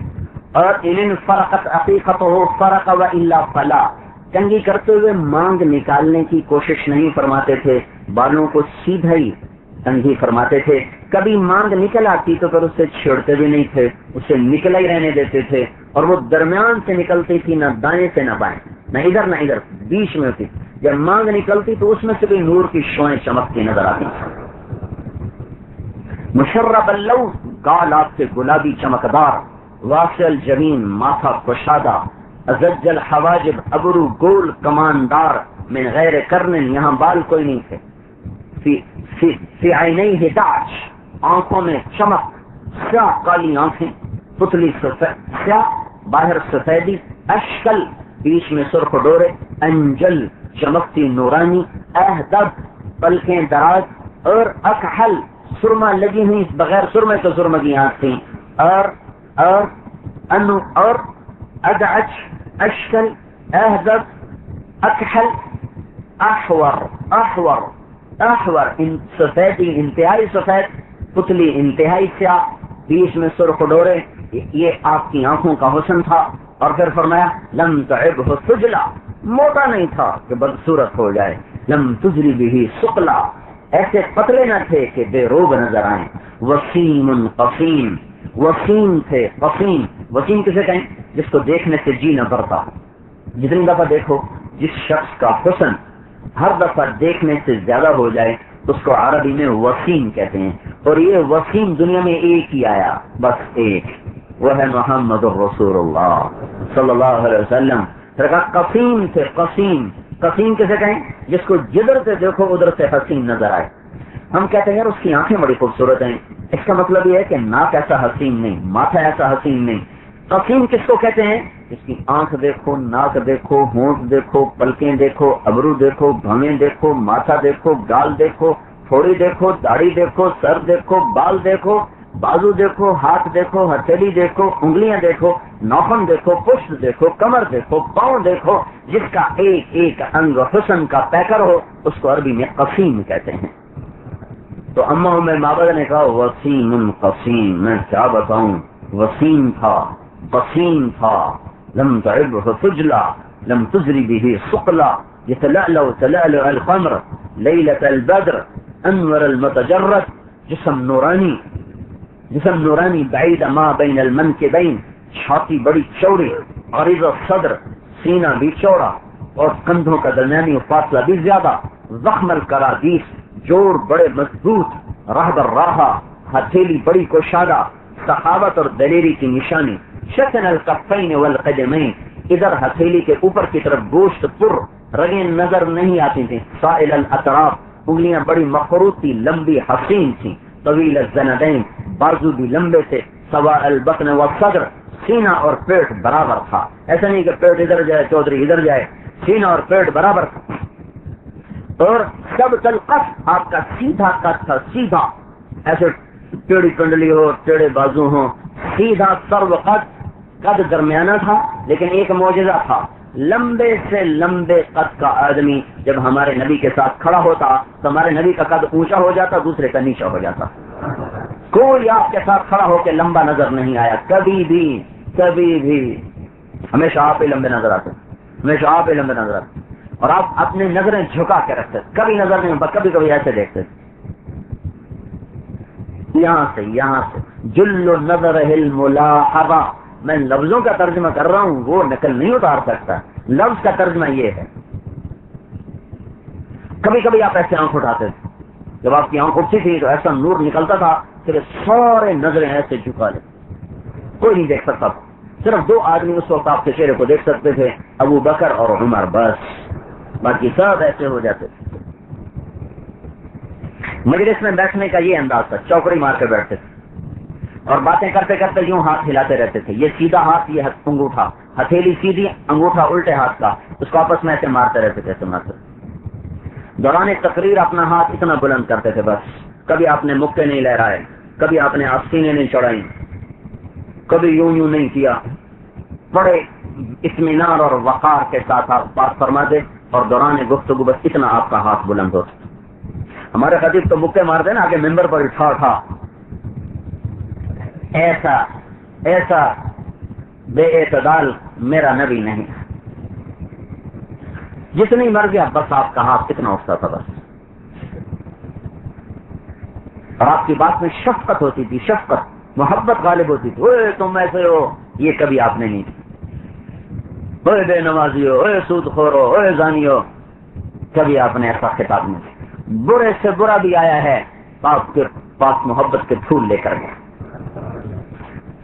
ہے اب تو مسلمان کو سلام کرنا چھوڑ گئے ہیں، ایک دوسرے کے پیچھے نمازیں پڑھنا چھوڑ گئے. یہ بھی کافر، یہ بھی کافر، یہ بھی کافر. وہ کوئی مسلمان بھی تو رہنے دو بھائی. آخر حضور کی امت اتنی ختم تو نہ کرو کہ کوئی دنیا میں مسلمان ہی نہ بچے. کسی کو مسلمان رہنے دو بھائی، ہاتھ جوڑتا ہوں. اختلاف رائے تو صحابہ میں بھی تھا، تابعین میں بھی تھا. اختلاف رائے تو شروع سے چلا آ رہا ہے، لیکن اختلاف کا مطلب یہ تو نہیں کہ دستوں گریباں ہو جاؤ اور نفرتوں کی آگ بھڑکا دو، سلام کرنے چھوڑ جاؤ. مسجد اللہ نے کہا میری، ان کا نہیں، مسجد ہماری. ان المساجد للہ، مسجدیں تو اللہ کا نہیں ہے، ہماری ہے، تم اس میں نہیں آ سکتے. ہمارا نبی تو کافروں کو مسجد میں بلا کے روٹی کھلاتا اور انہیں ایمان کی بات سمجھاتا. یہ مسجدوں میں آئے ہوئی جماعتوں کو بستر اٹھا کے پھینک دیتے کہ نکلو بھابھی آ گئے، گستاخ رسول آ.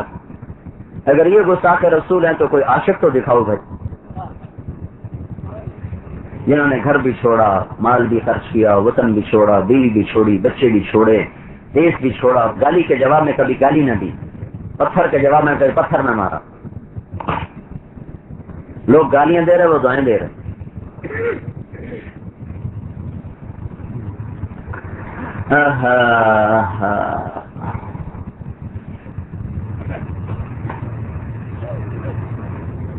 مدت ہوئی سیاد نے چھوڑا بھی تو کیا، تاب پرواز نہیں، راہ چمن یاد نہیں. اپنی زندگی بھول گئے، اپنے اخلاق بھول گئے. جو قاتلوں کو پناہ دے دے، جو بیٹی سے قاتلوں کو ایک لفظ سے معاف کر دے، جو 20 برس قتل کے منصوبے بنانے والوں کو ایک لفظ میں کہ جاؤ مکے والوں میں نے تمہیں معاف کیا، اس کے آپ کو دائیں طرف سے کوئی بلاتا یا بائیں طرف سے، آپ کیسے بیٹھے؟ ادھر سے کسی نے مخاطب کیا یا رسول اللہ، تو آپ یوں نہیں کرتے تھے، ہاں کیا بات. کوئی ادھر سے آپ کو بولا تھا یا رسول اللہ، تو آپ ایسے نہیں کرتے، ہاں کیا بات. بلکہ جب آپ کو ادھر سے بولا تھا یا رسول اللہ تو آپ پورا اس کی طرف یوں مڑ جاتے تھے، پھر کہتے تھے ہاں جی کہو کیا بات. کوئی ادھر سے بولا تھا پورا ایسے پھر کرتے، ہاں جی بولو کیا بات. وہ کہتا میں نے آپ سے بات کرنی، ادھر بیٹھا تو آپ کان یوں کر لیتے، ادھر ہوتا تو وہ کان یوں کر لیتے. وہ لمبی کرے یا چھوٹی آپ نے کبھی نہیں کہا مختصر کرو، میرا وقت قیمتی ہے، سنتے رہتے. کبھی چلنے میں صحابہ کے آگے نہیں چلے، ان کو آگے چلاتے تو خود پیچھے چلتے. ادھر تو یہ ناظم بھی کہتا میں اگا رکھو تھی پیچھا رکھو، فلاں دے ہار بھی پاؤ میں. اور یہ 2 جہان کی سرداریاں لے کر، جنت کی چابیاں ہاتھ میں لے کر آپ صحابہ کو آگے چلاتے تو خود پیچھے چلتے. اور کبھی ایسے کندھے ہلا کے نہیں چلے، آپ کندھے جھکا کے چلتے تھے. یکفو تکفؤا، قدم اس طرح اٹھاتے تھے کہ آپ کے قدم چھوٹے ہوتے تھے، ایسے لمبا قدم نہیں رکھتے تھے. قدم چھوٹا، فاصلہ چھوٹا، چال میں اتنی تیزی کہ آپ چلتے تھے تو صحابہ کو ساتھ دوڑنا پڑتا تھا، چال اتنی تیز تھی آپ. اور کندھا جھکے ہوتے تھے، ایسے نہیں کرتے، ایسے نہیں چلتے تھے. گردن بھی جھکی، کندھے بھی جھکے. جب مکہ فتح ہو رہا اور آپ مکے میں داخل ہو رہے ہیں تو شاہانہ شان سے ہوتا ہے، ایسے آپ ہوتے اور دائیں بائیں یوں دیکھ کے چلتے، لیکن آپ کی تھوڑی اونٹنی کے پالان سے یوں لگی ہوئی تھی، ایسے سر جھکایا۔ تو ابو سفیان اوپر پہاڑ کی چوٹی پہ تھا، تو آپ نے پہلا لشکر گزارا خالد بن ولید کا 1000 کا۔ ابو سفیان کو دیکھ کر کہا اللہ اکبر۔ ابو سفیان نے حضرت عباس سے کہا یہ کون ہے؟ کہا یہ خالد۔ اچھا وہ غلام سے مراد یہاں چھوکرا؟ کہا وہ چھوکرا اتنا بڑا سردار بن گیا، لشکر لے کے جا رہا ہے۔ پیچھے سے حضرت زبیر کا لشکر گزرا 300 کا۔ کہا یہ کون ہے؟ 500 کا۔ یہ کون ہے؟ انہوں نے تکبیر پڑھی، کہا یہ زبیر ہے۔ تو زبیر کون؟ تیرا بھانجا ابن اخت بن صفیہ کا بیٹا؟ کہا ہاں میرا بھانجا صفیہ کا بیٹا۔ پیچھے ابو ذر گزرے جن کو مکے کے حرم میں مار پڑی تھی، 300 کو سواروں کو لے کر جھنڈا لیے ہوئے۔ کہا اللہ اکبر۔ کہا یہ کون ہے؟ کہا یہ بنو غفار ہے۔ پھر بشیر بن شیبان گزرے جھنڈا لے کر 400 کا۔ کہا یہ کون ہے؟ کہا یہ بنو اسلم ہے۔ پیچھے بریدہ بن حسیب گزرے بنو کعب کو لے کر۔ کہا یہ کون ہے؟ کہا یہ بنو کعب ہے۔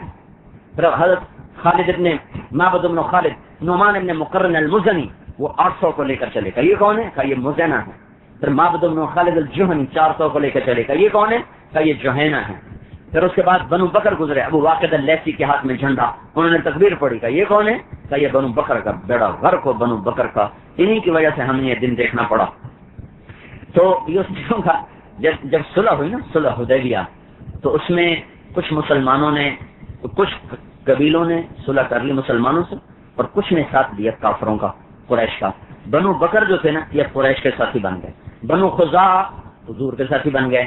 آپس میں طے ہوا کہ ایک دوسرے پہ کوئی حملہ نہیں کرے گا، اور کوئی حملہ کرے گا تو قریش مدد نہیں کریں گے۔ لیکن بنو بکر نے حملہ کیا بنو خزاعہ پر، اور قریش نے مدد کی۔ اس کا حضور کو پتہ چلا تو پھر آپ نے مکہ پر چڑھائی کی۔ پھر بعد میں بنو بکر مسلمان ہو گئے، اب مسلمانوں کے خود ہی چڑھائی کرنے آ رہے، تو ابو سفیان کا بیڑا غرق ہو ان کا، انہی کی وجہ سے تو آج یہ دن دیکھنا پڑ رہا ہے۔ اور یہ بھی تلواریں لے کے ہم پہ چڑھ کے آ گئے۔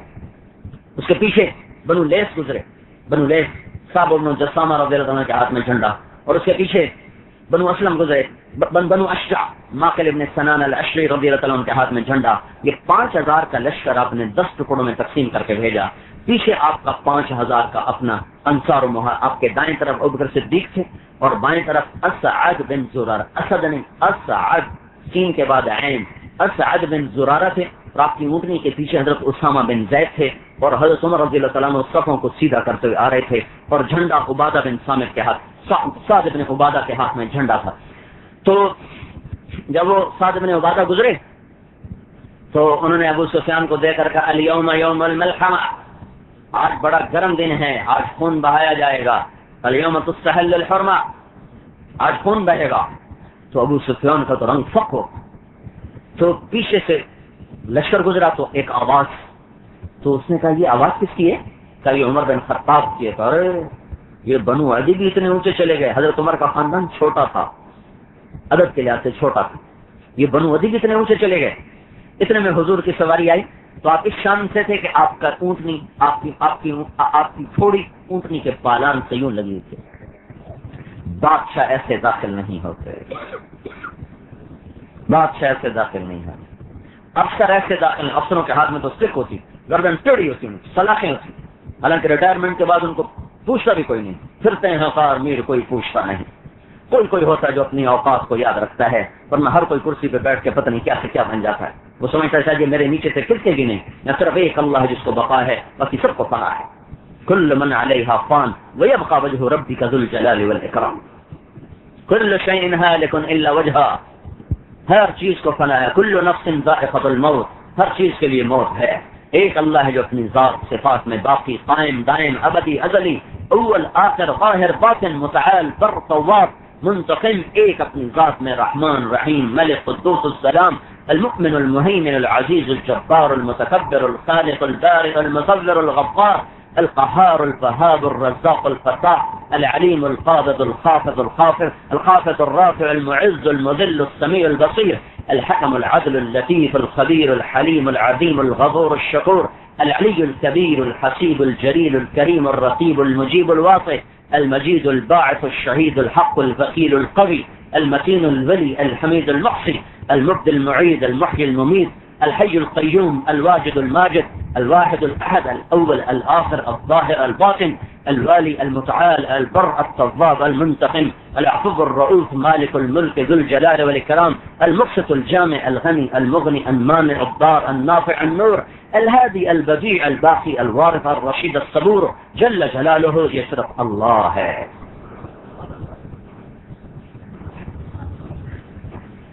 ابھی سب فنا کی جھوک ہے.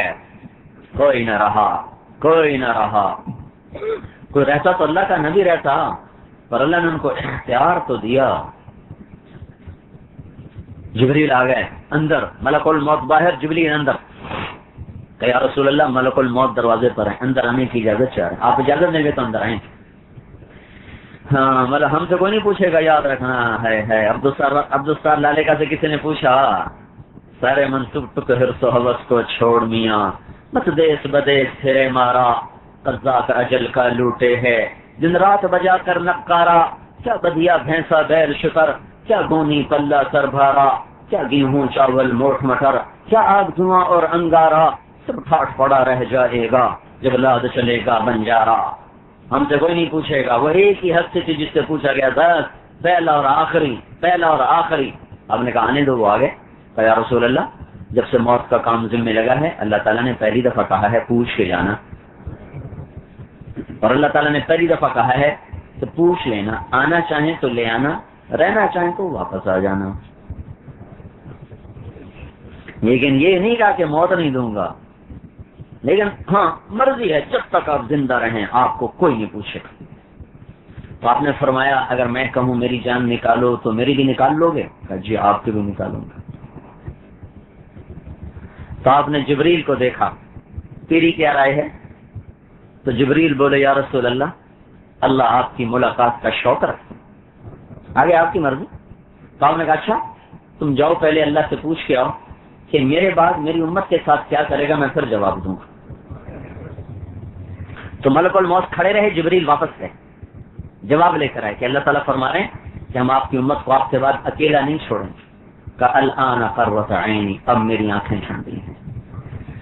ہاں اللہ کی قسم، میرے رب کی قسم، بحر و بر کے شہنشاہ کی قسم، اگر اللہ کا نبی اس وقت یہ مسئلہ حل نہ کرواتا تو آج ہم پہ تو صرف بم برس رہے نا. یہ بڑے چھوٹا عذاب ہے. ہم بندر بن چکے ہوتے، ہم خنزیر بن چکے ہوتے، ہم جانور بن چکے ہوتے. جو ہو رہا ہے قوم لوط پہ پتھر برسے تو کیا آج قوم لوط والا گناہ نہیں ہو رہا؟ اور سود کھانا مچھلی کھانے سے بڑا گناہ ہے. مچھلی کھانے پہ بندر بنایا. ماں باپ کی نافرمانی مچھلی کھانے سے بڑا گناہ ہے. زنا کرنا، شراب پینا، قتل کرنا، سود کھانا، رشوت لینا، ظلم کرنا، ظالم کا ساتھی بننا، یہ جوا کھیلنا، یہ سارے کے سارے مچھلی کھانے سے بڑے گناہ ہیں. وہ مچھلی حلال کھانے پر بندر بنے. ہم تو بندر سے بھی کچھ آگے بن جاتے اگر اللہ کے نبی کی یہ دعا اس وقت نہ ہوتی. اگر یہ مسئلہ حل نہ کرواتے تو آج ہم انسان نہ ہوتے. دعائیں دو اس کملی والے کو. اور اسی کی نافرمانی، اسی کی نہ کیسے عجیب بات، اسی سارا دنیا پر اسی کے لیے چھریاں استعمال کر رہا ہے. سنت دی خیر ہے کرو تو ثواب ہے، نہ کرو گناہ تو کوئی نہیں ہے. ہر کوئی فتویٰ دے رہا ہے سنت دی خیر ہے کرو تو ثواب ہے، نہ کرو تو گناہ تو کوئی نہیں. تو یہ مسئلہ حل کروایا. آپ کا اچھا جبریل ملک الموت کام کرو. تو جبریل کی بھی ہائے نکل گئی کہ یا رسول اللہ ہے کیا آپ نے جانے کا فیصلہ کر لیا؟ تو میرا بھی آج دنیا میں آخری دن ہے، بس آج کے بعد پھر میں بھی نہیں آؤں گا. اور کبھی نہ رونے والا، سارے جہان کو رلانے والا ملک الموت جب اس نے حضور کی روح مبارک کو قبض کیا تو اس کی آنکھوں میں آنسو آ گئے. واہ محمد، ہائے آج جگ سب سے بڑی مصیبت دیکھ رہا ہے. دنیا ایسی بڑی مصیبت کا دن کبھی نہ دیکھے گی. دنیا پر ایسا بڑا حادثہ، ایسی بڑی آفت قیامت تک نہ آئے گی کہ اللہ نے اپنے محبوب کو دنیا سے اٹھایا اور دنیا والے ان رحمتوں سے محروم ہو گئے جو آپ کے وجود مبارک کے طفیل چل رہی تھی. اتنی بڑی بادشاہی اور سر ایسے جھکا ہوا، تھوڑی لگی ہوئی زبان پہ لا الہ الا اللہ وحدہ نصر عبدہ انجز وعدہ ہزم الاحزاب لوحدہ. یا اللہ سب کچھ تو نے کیا، میں نے کچھ نہیں کیا. اللہ سب کچھ تو نہیں کیا، میں نے کچھ نہیں کیا. یہ بیچارے سیاستدان کیا کہیں، ہم آپ کی سڑکیں بنا دیں گے، کالج بنا دیں گے، ہم امن کر دیں گے، ہم چیزیں سستی کر دیں گے. کوئی بھی نہیں کہتا کہ اللہ کے فضل سے یہ ہو جائے. اللہ کر دے گا. ہم کوشش کریں گے، اللہ کر دے گا. ہم کوشش کریں گے، اللہ کر دے گا. اللہ کو تو بیچ میں سے نکال ہی دیا. اور میرا نبی کہہ رہا ہے یا اللہ تو نے کیا، میں نے تو کچھ نہیں کیا. اللہ تو نے کیا، تو نے وعدہ سچا کیا، تو نے لشکروں کو شکست دی. تو ایسے سر جھکا ہوا جب ابو سفیان کے سامنے آیا تو میں کہا یا رسول اللہ الیوم یوم الملحمہ، کیا آج خون بہے گا؟ ہم نے کہا نہیں، الیوم یوم المرحمہ، آج تو معافی ملے گی، مکے قاتلوں کو معافی ملے گی. تو ابو سفیان نے کہا آپ کا جھنڈے والا تو کہہ رہا ہے الیوم یوم الملحمہ، آج تو خون بہے گا. تو ابو بکر صدیق نے کہا یا رسول اللہ، سعد گرم طبیعت کے ہیں، کہیں ان کی تلوار تیزی نہ دکھا دے، آپ ان سے جھنڈا واپس لیں. تو سعد بڑے غیور صحابی اور مدینے کے سب سے بڑے سردار تھے. تو اپنے ہمارے نبی کے حکمت دیکھو، اگر آپ جھنڈا کسی اور کو دیتے تو ان کے جی میں کچھ نہیں آنا تھا، وہ نبی پر فدا تھے. لیکن ممکن ہے کچھ آ جائے، ممکن ہے کچھ آ جائے. اس خیال کو رد کرنے کے لیے آپ نے حضرت سعد کے بیٹے کو بھیجا، قیس بن سعد کا، جاؤ اپنے ابا سے کو جھنڈا تمہیں دے دے. تو بیٹے کو دیتے تو تکلیف نہیں ہوتی نا. سبحان اللہ، کیا حکمت. تو نے اگر کہا ابا اللہ کے رسول کہہ رہے ہیں جھنڈا مجھے دے دو، تو نہیں پہلے کوئی نشانی لاؤ. نشانی کہ کیا انہوں نے واقعی بھیجا؟ یہ کوئی کرسی کی وجہ نہیں تھی، یہ نبی کے جھنڈے کے اٹھانے کا شوق تھا، نہ کہ کوئی کرسی نہیں تھی کہ یہ جھنڈا مجھ سے جا رہا ہے، اگر سے بیٹا ہی ہے پر فضیلت تو ادھر جا رہی. کہ نہیں بیٹا کوئی نشانی لاؤ. تو گئے یا رسول اللہ ابا نشانی مانگ. تو آپ نے ایسے اپنی پگڑی کو اتارا، کہا یہ میری پگڑی، اس کو دکھا، یہ پگڑی نشان. تو انہیں ایک دم سمع و طاعہ، ایک دم جھنڈا ان کو پکڑا دیا. ہم مکے میں داخل ہو رہے ہیں، 20 برس کے قتل کے منصوبے بنانے والوں کو ایک لفظ میں کہہ رہے ہیں جاؤ میں نے معاف کیا. ہے او بھائیو، آج سگا بھائی ہم نے بھائی کو معاف کرنے کے لیے تیار نہیں. تھوڑا سا کسی سے رائے کا اختلاف ہوا تو اس کو معاف کرنے کے لیے تیار، اس کو کافر سے نیچے تو کھڑا کرنا ہی نہیں نا. تو بھائیو تبلیغ ایک پیغام محبت ہے. تبلیغ حضرت محمد صلی اللہ علیہ وسلم کی پاکیزہ اور مبارک زندگی کو لے کر پھرنے کا کام. ہم کوئی جماعت نہیں، میں نے آپ سے کوئی 1.5 گھنٹہ بات کی ہوگی، اس میں نے کوئی تبلیغی جماعت کا منشور پیش کیا یا کوئی اپنا مسلک پیش کیا. ساری بات اس کے گرد گھوم رہی ہے کہ اللہ اس کے رسول کی غلامی میں آؤ، اللہ کی عظمت کے سامنے سر جھکاؤ. دنیا پر میں کوئی بے نمازی نہ رہے، کوئی دنیا پر کی عورت، کوئی مرد، کوئی افسر، کوئی ماتحت بے نمازی نہ رہے. وہ مسلمان کیا مسلمان ہے جو اذان سن کے مسجد کو نہ آئے؟ آپ نے فرمایا بہت بڑا ظالم ہے، بہت بڑا ظلم ہے، بہت بڑا نفاق ہے. کیا یا رسول اللہ؟ آپ نے کہا اذان کی آواز سنے اور مسجد نہ جائے، اس سے بڑا ظلم ہے ہی کوئی. دنیا پر ان ظالموں سے بھرا پڑا ہے، یہ سارے دیہات شہر ان ظالموں سے بھرے پڑے ہیں. کوئی بے نمازی نہ رہے، کوئی عورت بے نمازی نہ رہے، کسی تاجر کا ترازو ٹیڑھا نہ ہو. تولتے ہوئے اگلے کا گھر سوچے، اگلے کے بچوں کو سوچے، اپنے بچوں کو ساتھ اگلے کے بچوں کو بھی سوچے. اس کا ترازو صحیح تولا ہو، جھکتا توڑ رہا ہو. گز رکھا ہوا ہے اور دکھا میٹر رہے ہیں. گز کو میٹر بنایا ہوا ہے، کپڑے والوں نے گز کو میٹر بنایا ہوا ہے. کتنا بچا لیتے؟ 3 انچ، بس صرف 3 انچ. 3 انچ کے پیچھے اگر جنت چلی گئی تو پھر کیا بنے گا؟ اور 3 انچ بچا کے کتنے پیسے کما لیں گے؟ علامہ قرطبی نے اپنی کتاب التذکرہ میں ایک واقعہ لکھا ہے. ایک آدمی نے آیا، صبح آیا دکان پر، اپنے ترازو کو توڑنے بیٹھ گیا. برابر کے پڑوسی نے پوچھا ترازو کیوں توڑ رہے ہو؟ تو اس نے کہا میرا پڑوسی مر رہا تھا، تم اس کو کہتے تھے کلمہ پڑھو، کہتا پڑھا نہیں جاتا. ہم نے پوچھا کیوں نہیں پڑھا جاتا؟ تو اس نے کہا میں جو دکان میں ترازو سے تولتا تھا، اس ترازو کا جو کانٹا ہے نا وہ میرے حلق میں چھپا ہوا ہے، وہ مجھے پڑھنے نہیں دے رہا. اس نے ڈنڈی مار کے کتنے پیسے بچائے ہوں گے؟ ڈنڈی مار کے اگر دنیا پر نہیں ساری دنیا کو اگر میں لے لوں اور جاتے ہوئے ایمان چلا گیا تو میں کیا لے کر گیا؟ اور پتہ نہیں میرے بچوں کے مقدر میں ہے کہ نہیں ہے. حرام کی روزی کبھی جمع نہیں ہوتی. ہمارا ایک عزیز تھا، اس نے سن 60 کی دہائی میں کروڑوں روپے جمع کیے، کروڑوں. بہت بڑا افسر تھا، کروڑوں. اور کہتا میں اج مر جاواں میرے بچے نو کہیں دی پرواہ نہیں. میں نے ان کانوں سے سنا میں اج مر جاواں میری دھی نو کہیں دی پرواہ نہیں، میں اج مر جاواں. وہ بیٹھا بیٹھا مر گیا. پھر اس کا بڑا بیٹا ایک دن کہہ رہا تھا کاش ہمارا باپ حرام نہ جوڑتا، تو ہم بھی کوئی سکھ کا دن دیکھ لیتے. کاش ہمارا باپ حرام نہ جوڑتا تو ہم بھی کوئی سکھ کا دن دیکھ لیتے. اگر یہ کائنات اللہ کے ہاتھ میں ہے تو کبھی حرام کا پیسہ ہرا نہ ہوگا. کسی اور کے ہاتھ میں چلی گئی تو پھر کماؤ، حرام کماؤ. اگر یہ کائنات اللہ کے ہاتھ میں ہے تو حلال کا پیسہ کبھی خشک نہ ہوگا، کبھی اس پہ خزانہ آئے گی، وہ تھوڑا ہو کر بھی باہر دکھائے گا. جیسے کانٹا اندر چلا جائے تو چبھتا ہے کہ نہیں چبھتا؟ اللہ کی قسم حرام لقمہ وہ روح پہ اس سے زیادہ تیز جا کے چبھتا ہے. اور حرام صرف سود نہیں، رشوت نہیں، یہ ڈنڈی مار کے بیچنا، یہ کچے کو پکا دکھا کے بیچنا، گز کو میٹر بنا کے بیچنا، ملاوٹ کر کے بیچنا، جھوٹ بول کے بیچنا، جھوٹی قسمیں اٹھا کے بیچنا، یہ سب وہ حرام کے لقمے ہیں جو پیٹ میں جا رہے ہیں.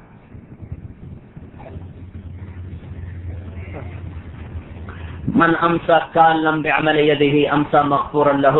اللہ کے نبی کا فرمانا جو صبح سے شام تک بچوں کی روزی کمانے میں تھک جائے، حلال کمانے میں، تو اس دن کے سارے گناہ معاف ہو جاتے.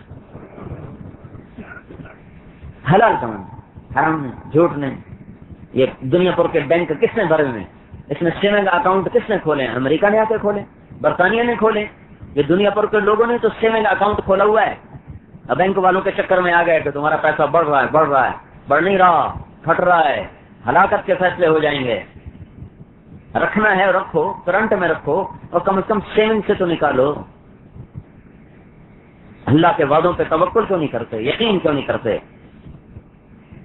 جو مچھروں کو رزق دیتا ہے، جو مچھلیوں کو رزق دیتا ہے، جو ناگ کو رزق پہنچاتا ہے، جو ناگن کو رزق دیتا ہے، جو پتنگوں کو رزق دیتا ہے، جو ہاتھیوں چیتوں کو رزق دیتا ہے، جو نہنگ و اشدہا کو رزق دیتا ہے، جو ہواؤں کی بلندیوں میں اڑنے والے عقابوں کو رزق دیتا ہے، جو ماں کے پیٹ میں پلنے والے بچے کو رزق دیتا ہے کسی ماں اور باپ کی طاقت کہ بچے کو رزق پہنچا کے دکھا دے؟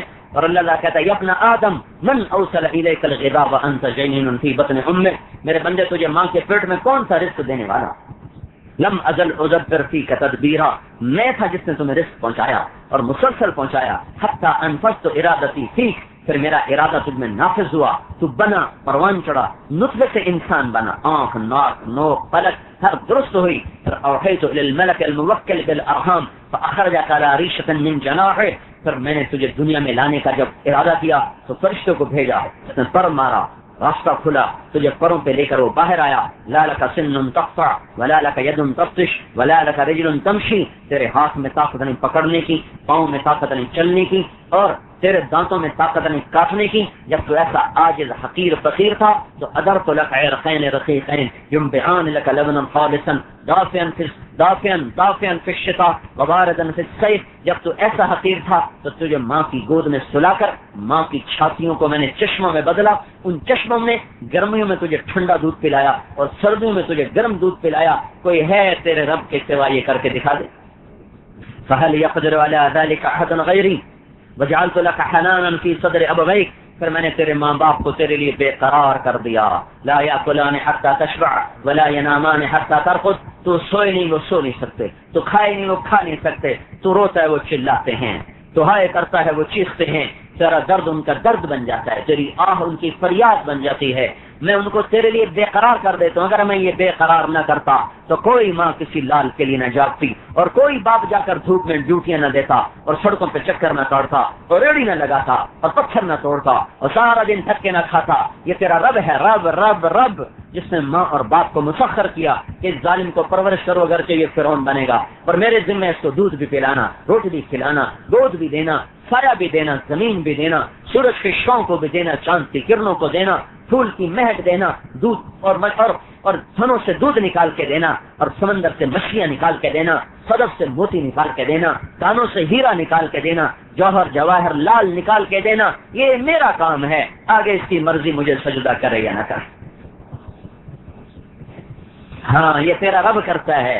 اللہ تعالیٰ فرماتے ہیں، میں یہ حدیث قدسی بیان کر رہا ہوں، اللہ تعالیٰ فرماتے ہیں کہ میں تیرے ماں باپ کو تیرے لیے بے قرار کر دیتا ہوں. تو کھائے نہیں وہ کھا نہیں سکتے، تو سوئے نہیں وہ سو نہیں سکتے. اس طرح میں تجھے فرمان چڑھاتے چڑھاتے چڑھاتے فلما ترارعت، جب پھر تم میں ایسے جوانی کی لہریں، اس کو کہتے ہیں عربی میں ترار، کہ جھوم جھوم کے چلنا ہے، جھوم جھوم کے چلنا. جب تم میں جوانی جھومنے لگی، بل کھانے لگی، ادائیں دکھانے لگیں، وقدر تھا تو قداور ہوا، وشد عضلک تیرے بازو مضبوط ہو گئے، تب میں نے کہا آجا میرے سامنے سر جھکا دے، بارفتنی بالمعاصی یا عبد سو، تو میرے سامنے سر جھکانے کی بجائے ناچنے لگ گیا، گانے لگ گیا، ڈھول بجانے لگ گیا، گٹار بجانے لگ گیا، گانے سننے لگ گیا، حرام کھانے لگ گیا۔ ہکذا جزاء من احسن الیک، احسان کرنے والوں کو یہی بدلہ دیا جاتا ہے جو تو مجھے دے رہا ہے۔ پتہ ہے ان دو آنکھوں میں 26 کروڑ بلب لگے ہوئے ہیں، 26 کروڑ بلب، 26 کروڑ بلب کا بل بنتا کون ادا کرتا؟ ہے اتنے 26 کروڑ آئی ریسپٹر، ان کو میں بلب کہہ دیتا ہوں۔ 26 کروڑ بلب لگا کے ایک بل مانگا، کسی کی بیٹی نہ دیکھنا، کسی کی بہن بیوی نہ دیکھنا، نظریں جھکا لینا۔ کوئی ہے جو یہ بل ادا کرتا ہو؟ لاکھوں میں کوئی ایک بھی نظر نہیں آتا۔ اللہ تو تار نہیں کاٹتا۔ کاٹو بدماشوں کی آنکھیں حرام دیکھتی ہیں۔ اللہ نے 1 لاکھ ٹیلی فون کان میں لگائے، 1 لاکھ دوسرے کان میں لگائے، ایک بل مانگا، گانے نہ سننا، گانے نہ سننا، موسیقی نہ سننا، حرام نہ سننا۔ کوئی ہے جو یہ بل دیتا ہو؟ ہم مسجد میں بیٹھے ہوتے ہیں، باہر سے گانوں کی آوازیں اندر آ رہی۔ یا تو دور تھا کہ ہندو بھی مسجد کے پاس آ کر اپنے بینڈ باجے بند کر دیتا تھا، مسجد آ گئی، یا ماؤں مسلمان ماؤں کے لائل ہیں جو مسجد کے قریب بھی ایسے گانوں کی سرتال ہوتی ہے کہ نماز پڑھنے والوں کو مفت کے گانے سننے کو مل رہے۔ جس قوم میں موسیقی پھیلے اس قوم میں زنا پھیلتا ہے، جس قوم میں زنا پھیلے وہ اللہ کی نظروں سے گر کر ذلیل و خوار ہو جاتا ہے۔ تو تبلیغ وہ محنت ہے بھائیو جو اللہ اس کے رسول کی غلامی کا راہ دکھا رہی ہے۔ گانے والے توبہ کر گئے، سننے والے بھی کر جاؤ۔ ابھی جنید جمشید حج میں میرے ساتھ تھا، ہم نے تو حج کیا، بس میں بیٹھ کر اس نے پیدل حج کیا سارا۔ پیدل حج آدمی کو توڑ پھوڑ کے رکھ دے، پاؤں اتنے سوج جاتے ہیں، چل چل چل کے آدمی کی بنیادیں ہل جاتی۔ ہم سواریوں میں جا رہے، وہ پیدل کا، میں پیدل کروں گا، پچھلی قضائیاں دینی ہیں، دنیا کو گمراہ کیا ہے، اللہ کو منانا چاہتا ہوں۔ جس کے اشاروں پر لڑکے لڑکیاں ناچتے تھے اور اس کا حال دیکھنے والا تھا جو وہ پیدل حج کے لیے نکلوا اکٹھے تھے ہم۔ تو تبلیغ وہ محنت ہے بھائیو جو ایسے لوگوں کو یہ راہیں دکھا دیتی ہے۔ اب اگر ان کو کہیں کہ یہ گستاخ رسول ہے تو اس سے بڑا ظلم اور کیا ہوگا؟ تو رسول نے نہیں مانتے تو اور کس کو مانتے؟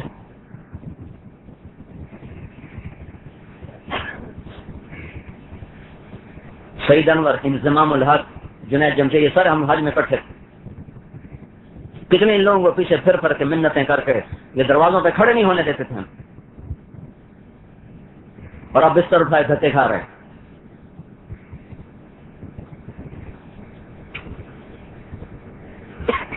تبلیغ کوئی جماعت نہیں، کوئی فرقہ نہیں، کوئی مسلک نہیں، تبلیغ ایمان کی محنت ہے، تبلیغ ختم نبوت کی محنت ہے۔ کوئی نبی نہیں آئے گا، دین سیکھو بھی صحیح، پھیلاؤ بھی صحیح، محبتوں کے ساتھ۔ اختلاف رائے رکھو پر محبت تو کرو، محبت تو کرو۔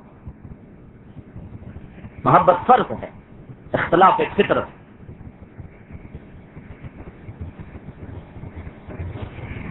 تو اس لیے بھائیو آج تک جو ہم سے قصور ہوئے اس پر کب مانگو اللہ سے معافی اور کرو اللہ کے دربار میں توبہ کہ اللہ روٹھا ہوا ہے، ہاں ہواؤں کا رخ بتا رہا ہے، زمین کے تیور بتا رہے ہیں، فلک کی گردش بتا رہے کہ رب ناراض ہے، راضی ہوتا تو یہ حال نہ ہوتا۔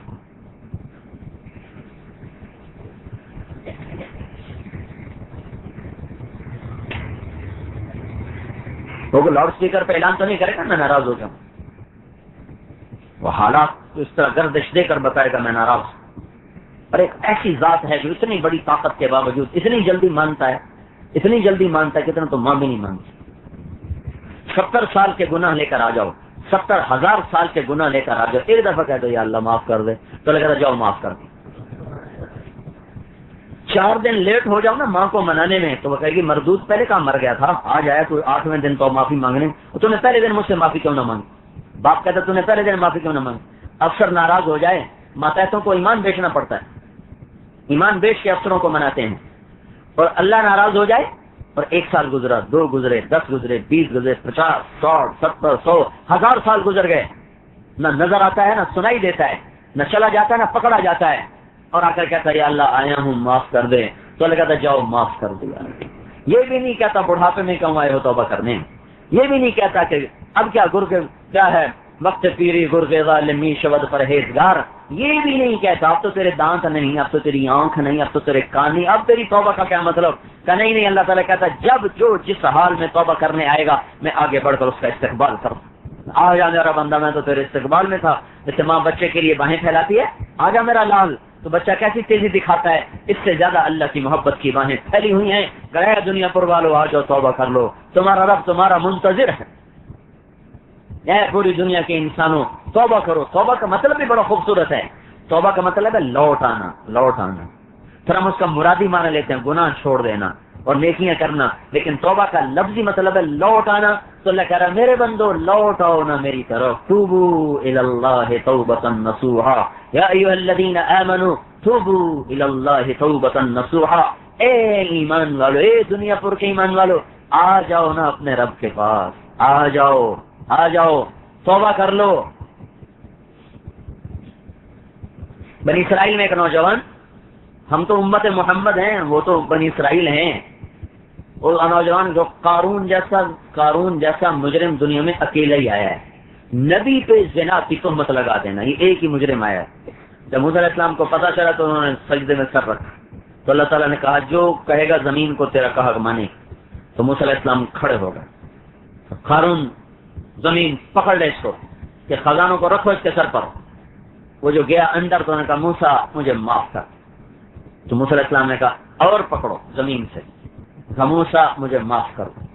موسیٰ علیہ السلام نے کہا اور پکڑو، جب وہ سارا زمین میں دھنس گیا تو اللہ تعالیٰ نے فرمایا ما افرک یا موسیٰ، اے موسیٰ بڑا مضبوط ہے تیرا دل، ذرا نہ پسیجا، وعزتی لو استغاث بی لاغثته، مجھے میری عزت کی قسم اگر قارون ایک دفعہ کہتا ہے اللہ معاف کر دے تو میں معاف کر کے باہر نکال دیتا۔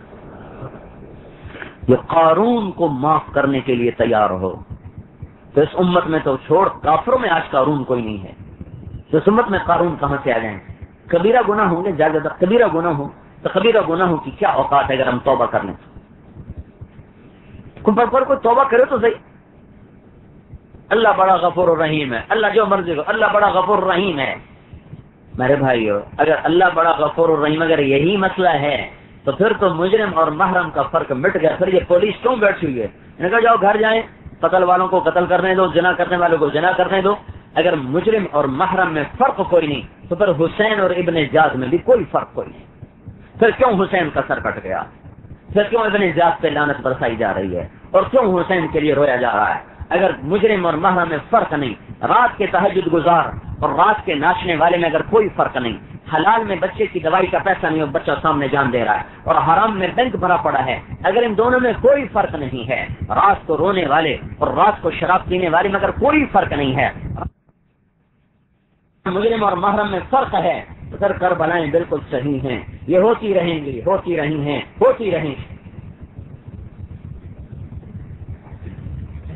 توبہ تو کوئی کرے، کوئی اس کے سامنے سر تو جھکائے، توبوا الی اللہ جمیعا ایھا المؤمنون، اے ایمان والو توبہ کرو۔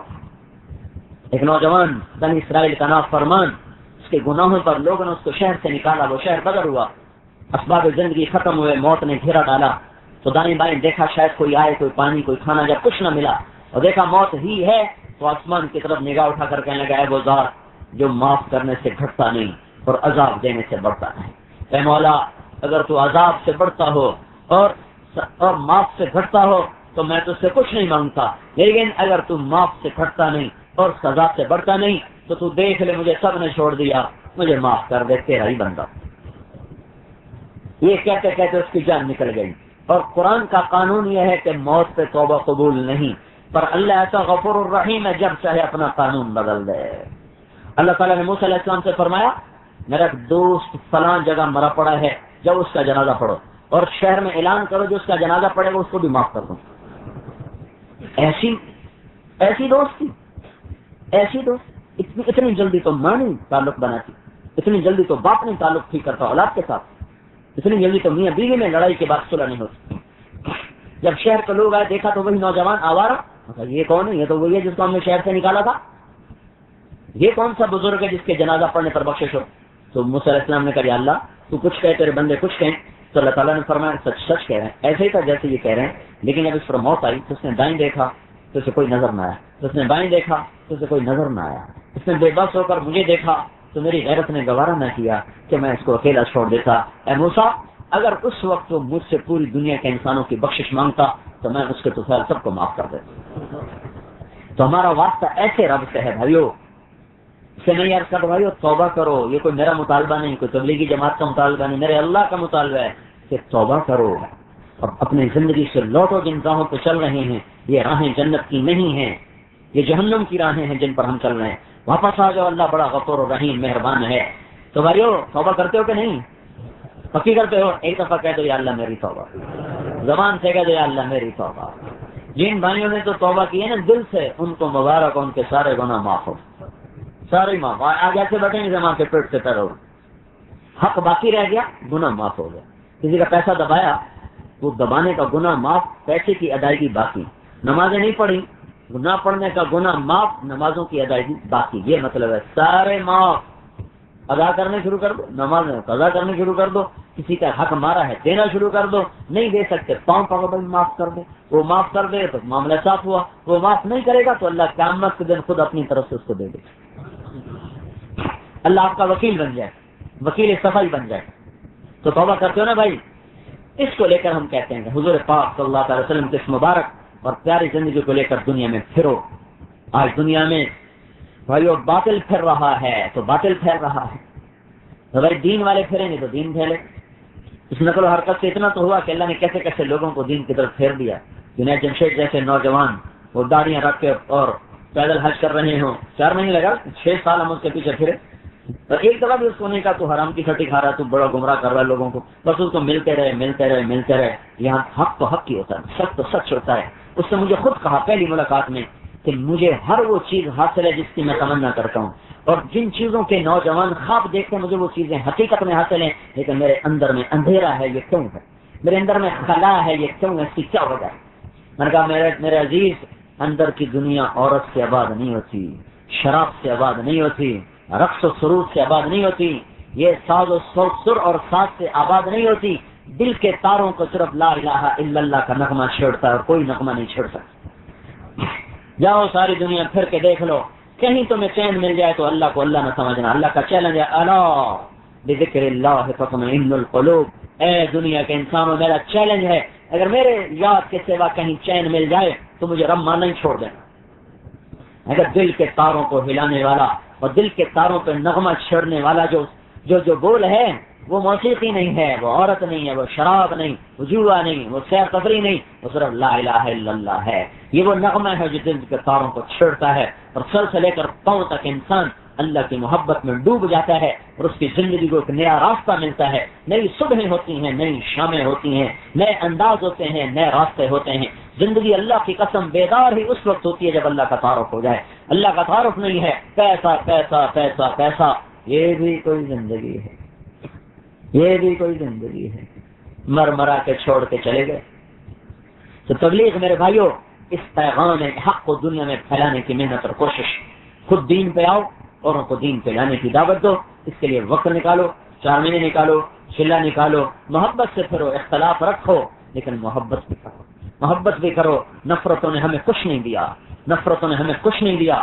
جب امت میں توڑ پیدا ہوگا اللہ تبارک و تعالیٰ باطل کو ہم پہ مسلط کر دے. ہماری عزتوں کا راستہ محبت ہے, اطاعت. ایٹم بم بنا کے تو دیکھ لیا نا, مسئلہ تو حل نہیں ہوا. اب جو میں کہہ رہا ہوں وہ کر کے دے, تو میں نہیں کہہ رہا ہوں, میں صرف ترجمان ہوں. بات اوپر سے آ رہی ہے. توبہ کرو, استغفار کرو, اللہ دنیا بھی بنائے گا, اللہ آخرت بھی بنائے گا.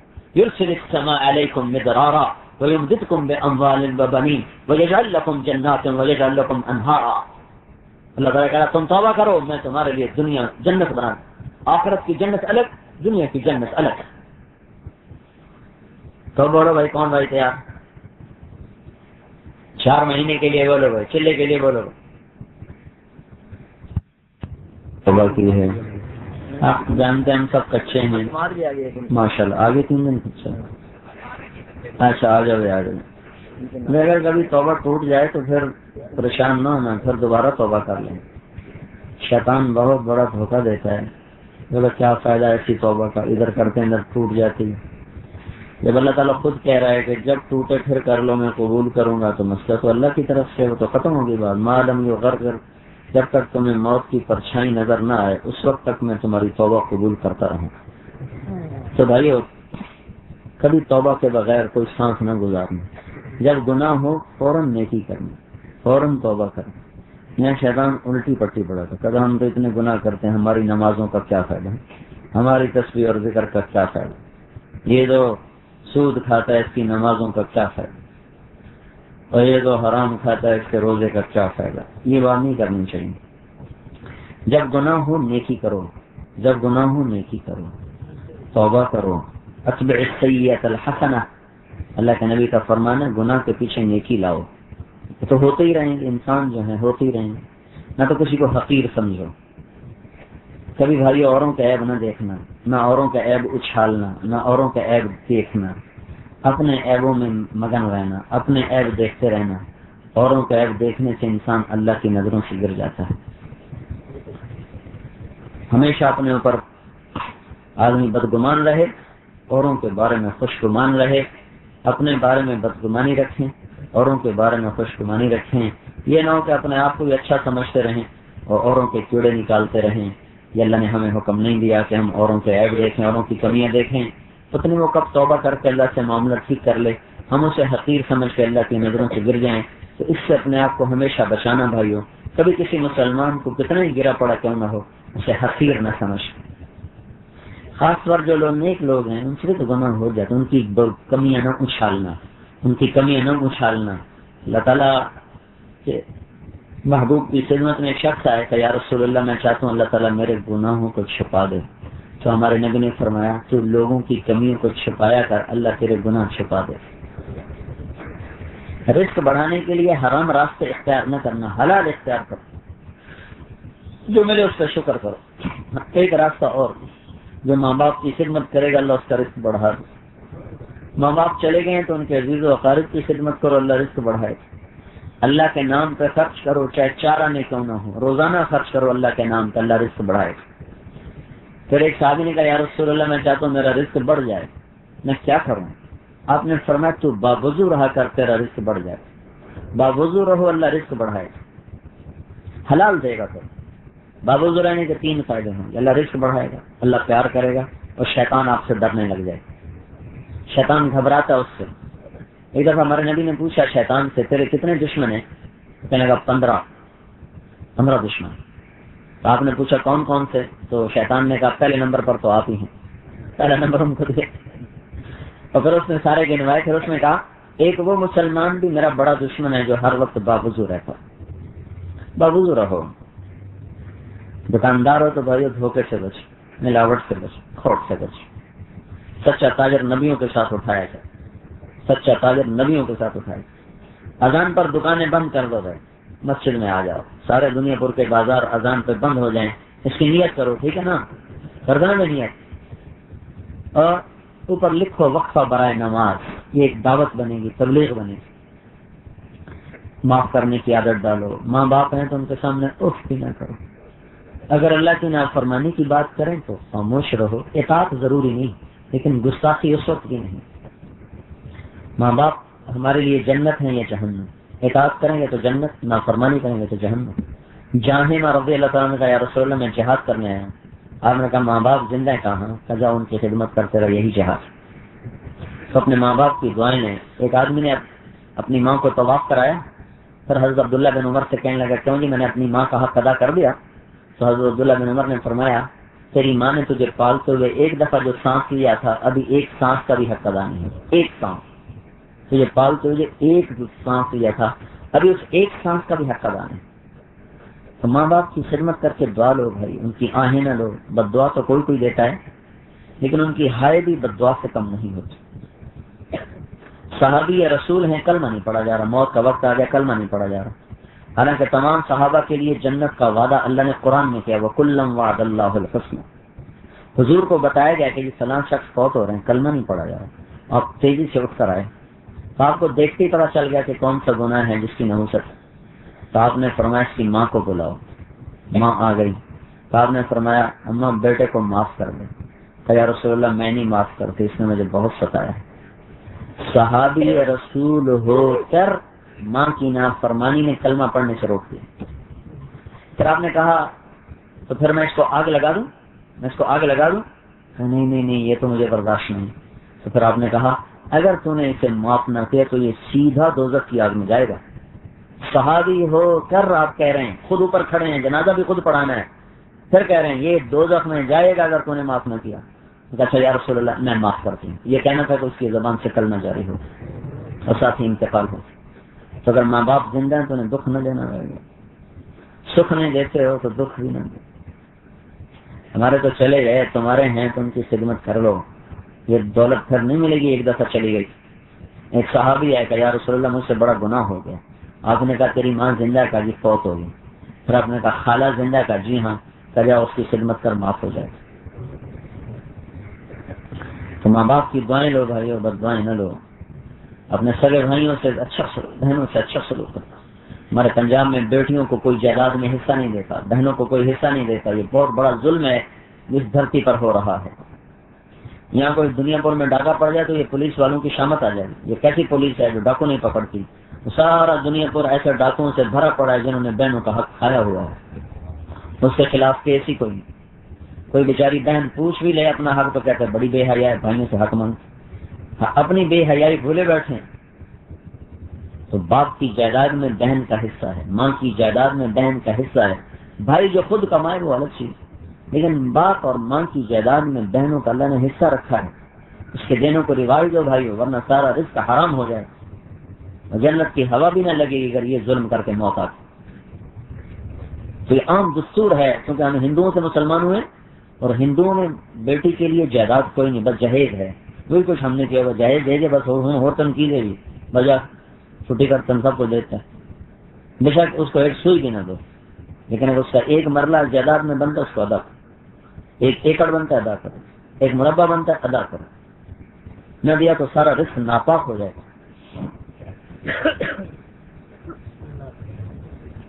جو بھی اللہ بڑھا کے واپس کرے گا. تو قرآن کہا للذکر مثل حظ الانثیین. اللہ تعالیٰ فرما رہا ہے, اللہ تعالیٰ یوں کہہ رہا ہے کہ بیٹے کو کتنا ملنا چاہیے, یہ نہیں کہا بیٹی کو کتنا ملنا چاہیے. اللہ نے سوال ہی یوں کیا بیٹے کو کتنا ملنا چاہیے, تو قرآن نے کہا للذکر مثل حظ الانثیین, جتنا دو بیٹیوں کو ملنا ہے اتنا ایک بیٹے کو دیا جائے. تو ہمارا دیتا ہی کوئی نہیں. ہمارے استاد صاحب تھے جن سے میں نے تفسیر پڑھی جلالین, میں ان کی خدمت میں ایک دفعہ شہد لے کر گیا گھر سے, 74-75 کی بات. مجھ سے کہنے لگے کہاں سے لائے؟ میں نے کہا جی میرے اپنے باپ کا ہے. کہنے لگے تیرے باپ نے اپنی بہنوں کو زمین میں سے حصہ دیا تھا؟ ایک شہد کی بوتل پر اتنی تحقیق, کیونکہ ان کو پتا زمیندار بہنوں کو حصہ نہیں دیتے. پتہ نہیں تاجر دیتے کہ نہیں دیتے, زمیندار تو کوئی نہیں دیتے, ان کی بہنیں ہوتی ہی کوئی نہیں, وہ بہنوں کے لیے پتھر دل ہوتے ہیں. تو میرے استاد صاحب نے پوچھا تیرے باپ نے اپنی بہن کو زمین میں سے حصہ دیا تھا؟ میں نے کہا جی میرے باپ کی بہن کوئی نہیں, 2 بھائی تھے بس, ہوتی تو شاید وہ بھی نہ دیتے, بلکہ دیتے ہی کوئی نہ, رواج ہی کوئی نہیں. پھر مجھے کہنے کہ تیرے دادا نے اپنی بہنوں کو زمین میں سے حصہ دیا تھا؟ میں نے کہا جب میں پیدا ہی نہیں ہوا وہ سوال تو نہ کریں مجھ سے, مجھے کیا پتا دیا تھا کہ نہیں. کہنے کا چلو ٹھیک ہے رکھ دو.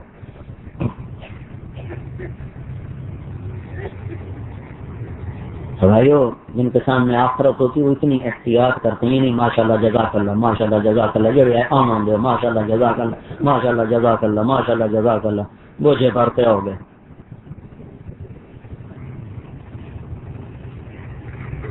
شہد کی کیا اس کو 10-12 روپے کی بوتل ہے, اس پر بھی اتنی تحقیق. آم نہیں کھاتے تھے, بازار کا آم نہیں کھاتے تھے, کہتے اس کی بے غلط ہوئی ہے, یہ سارے زمیندار پتوں پہ آم بیچ دیتے ہیں. میں لے جاتا تھا وہ کھایا کرتے تھے, بازار کا آم نہیں کھاتے تھے. یہ ساری بے غلط ہوئی, یہ سارے زمیندار پتوں پہ آم بیچتے ہیں, جو بے فاسد ہے پتوں کو بیچ رہے. پتوں پہ کوئی بے ہوتی, جس کے حلال کو حرام کر دیتے ہیں دیوانے. زمیندار سے پاک رزق اس وقت کوئی نہیں ہے, کیونکہ اس میں کوئی ہیرا پھیری کو نہیں, صاف ستھرا رزق ہے, پر اس کو بھی حرام کیا ہوا.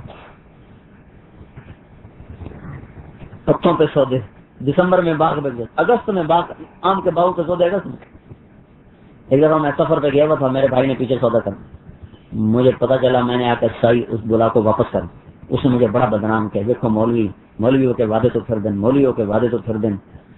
اللہ کی شان، اس دن جو اس دفعہ جو فروری میں ہوئی بارشیں، تو پولینیشن ہوئی کوئی نہ، تو پھل آیا کوئی نہ، جتنے میں سودا ہوا تھا وہ تو اس کو گھر پڑتا، تو آ کر کہنے لگی بڑی مہربانی، تو سب سودا جو ہے نا ختم کی کرنے کا، میں تو لوٹ گیا ہوں۔ اب ہوش میں تو اپنے باغ بیچو، جب پوری فصل تیار ہو جائے، جب اس کا دانہ بن جائے پھر اسے بیچو۔ پہلے ہی بیچ رہے، حلال کو حرام کر رہے نادانیوں کی وجہ سے۔ تو میرے بھائیوں بہنوں کو حصہ دو، علماء سے پوچھ کے زراعت اور تجارت کے طریقے اپناؤ، تاکہ ہماری کمائی تو ٹھیک ہو، پیٹ میں لقمہ تو صحیح جائے۔ کرو گے نا سارے؟ کوشش کریں، درود شریف پڑھو۔ اللهم لك الحمد كما انت اهله، فصل على سيدنا ومولانا محمد كما انت اهله، وفعل بنا ما انت اهله انك اهل التقوى واهل المغفرة، ربنا آتنا في الدنيا حسنة وفي الآخرة حسنة وقنا عذاب النار۔ یا اللہ ہم تیرے مجرم بندے، تیرے نافرمان بندے، تیرے یا اللہ حکموں کو توڑے ہوئے، گناہوں کے بوجھ اٹھائے ہوئے، یا اللہ تیرے دربار میں جمع، تیرے سامنے ہاتھ پھیلائے ہیں، یا اللہ ہم سب کو معاف کر دے۔ ہم نے ابھی توبہ کی ہے تیرے در پر، یا اللہ آج کا ماحول ایسا سنگین ہے کہ یہ توبہ چند سیکنڈ بھی نہیں باقی رہتی کہ ٹوٹ جاتی ہے۔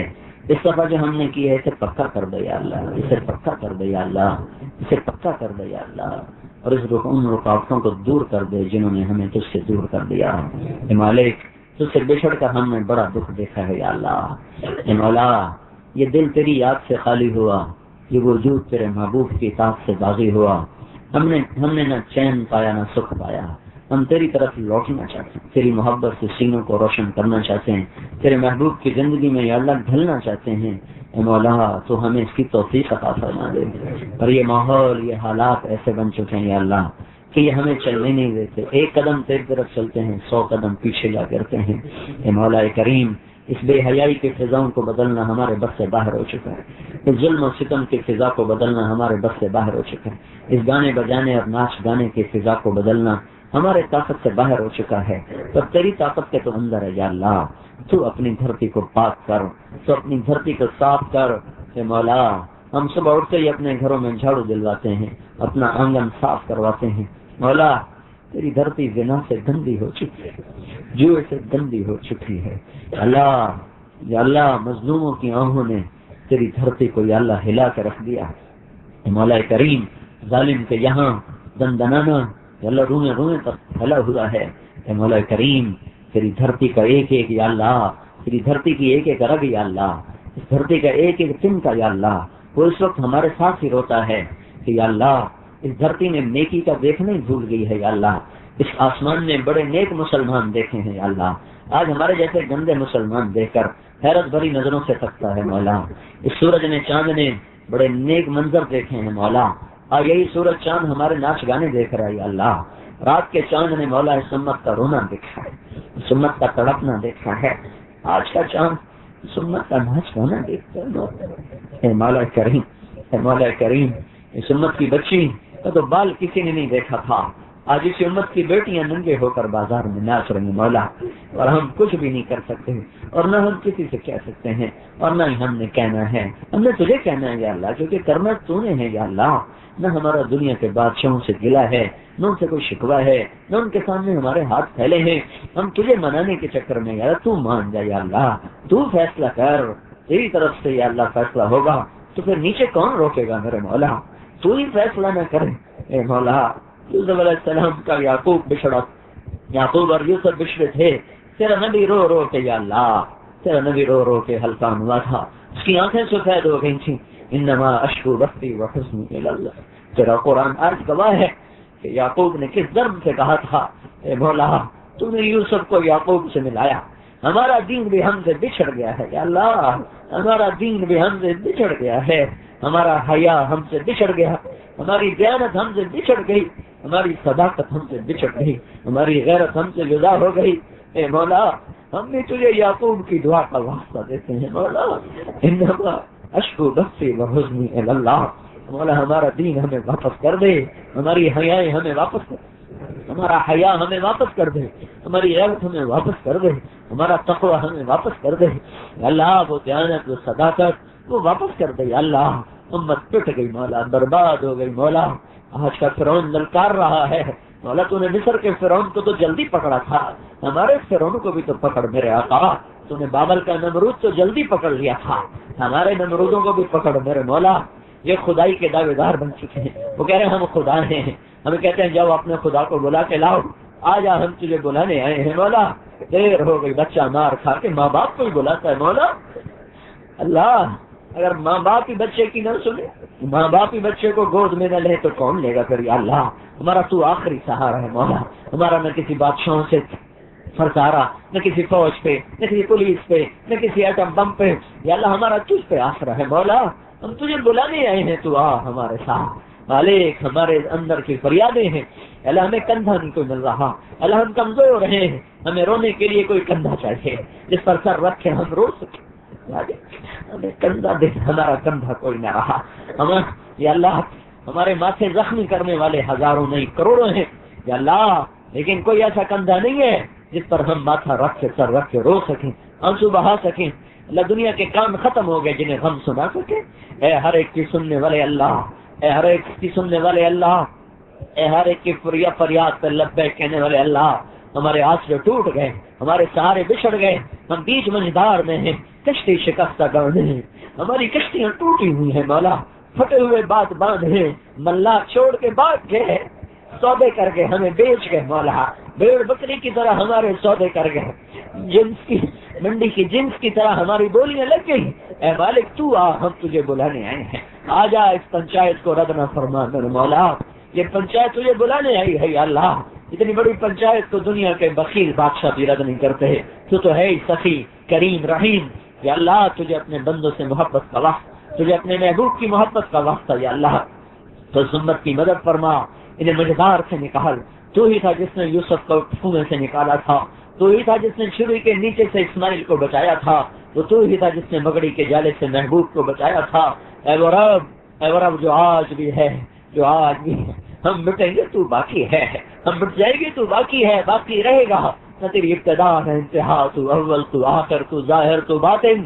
اے وہ رب جس کی صفات کی کوئی حد نہیں ہے، جس کی طاقت کی کوئی حد نہیں ہے، اس امت کے کمزور حصے سے کرم فرما، کرم فرما، کرم فرما۔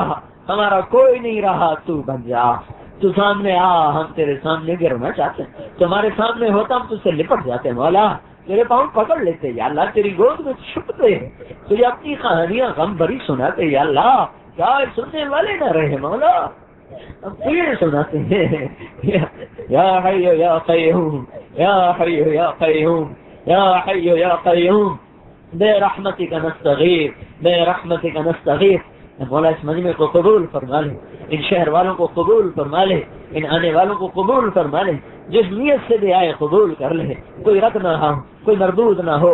ہاتھوں کو منہ پر پھیرنے سے پہلے پہلے ہمیں معاف کر، تو کہہ دے میں تم سے راضی ہو گیا یا اللہ، ہماری بخشش کا اعلان کر دے، ہمارے اندر کی حاجتیں پوری کر، ہماری اندرونی بیرونی ضرورتوں کو پورا فرما، ظاہری باطنی ضرورتوں کو پورا فرما، ہمارے بیماروں کو صحت، اس سارے شہر کو قبول کر لے، ان کی تجارتوں کھیتوں میں برکت دے دے یا اللہ، ان کے ملازمین کی نوکریوں میں برکت دے دے یا اللہ، ان کے تاجروں کی زیارت میں برکت دے دے، اولادوں کو ماں باپ کا فرما بردار کر دے یا اللہ، میاں بیوی کی محبتیں پروان چڑھا دے، زنا کے دروازے بند کر دے، سود کے دروازے بند کر دے، ظلم و ستم کے در بند کر دے اللہ۔ مظلوم سسک گیا میرے مولا، مظلوم رینگ رہے میرے مولا، ظالم دندنا رہے میرے مولا، خدائی کے دعوے دار بن چکے ہیں، تو آ جا، نہیں آنا پھر بھی آ جا یا اللہ، انہیں آگے دکھا دے کہ آج بھی تیری خدائی ہے مولا، آ جا، آ جا، تیرے بندے پس گئے مولا، تیری مخلوق برباد ہو گئی میرے مولا۔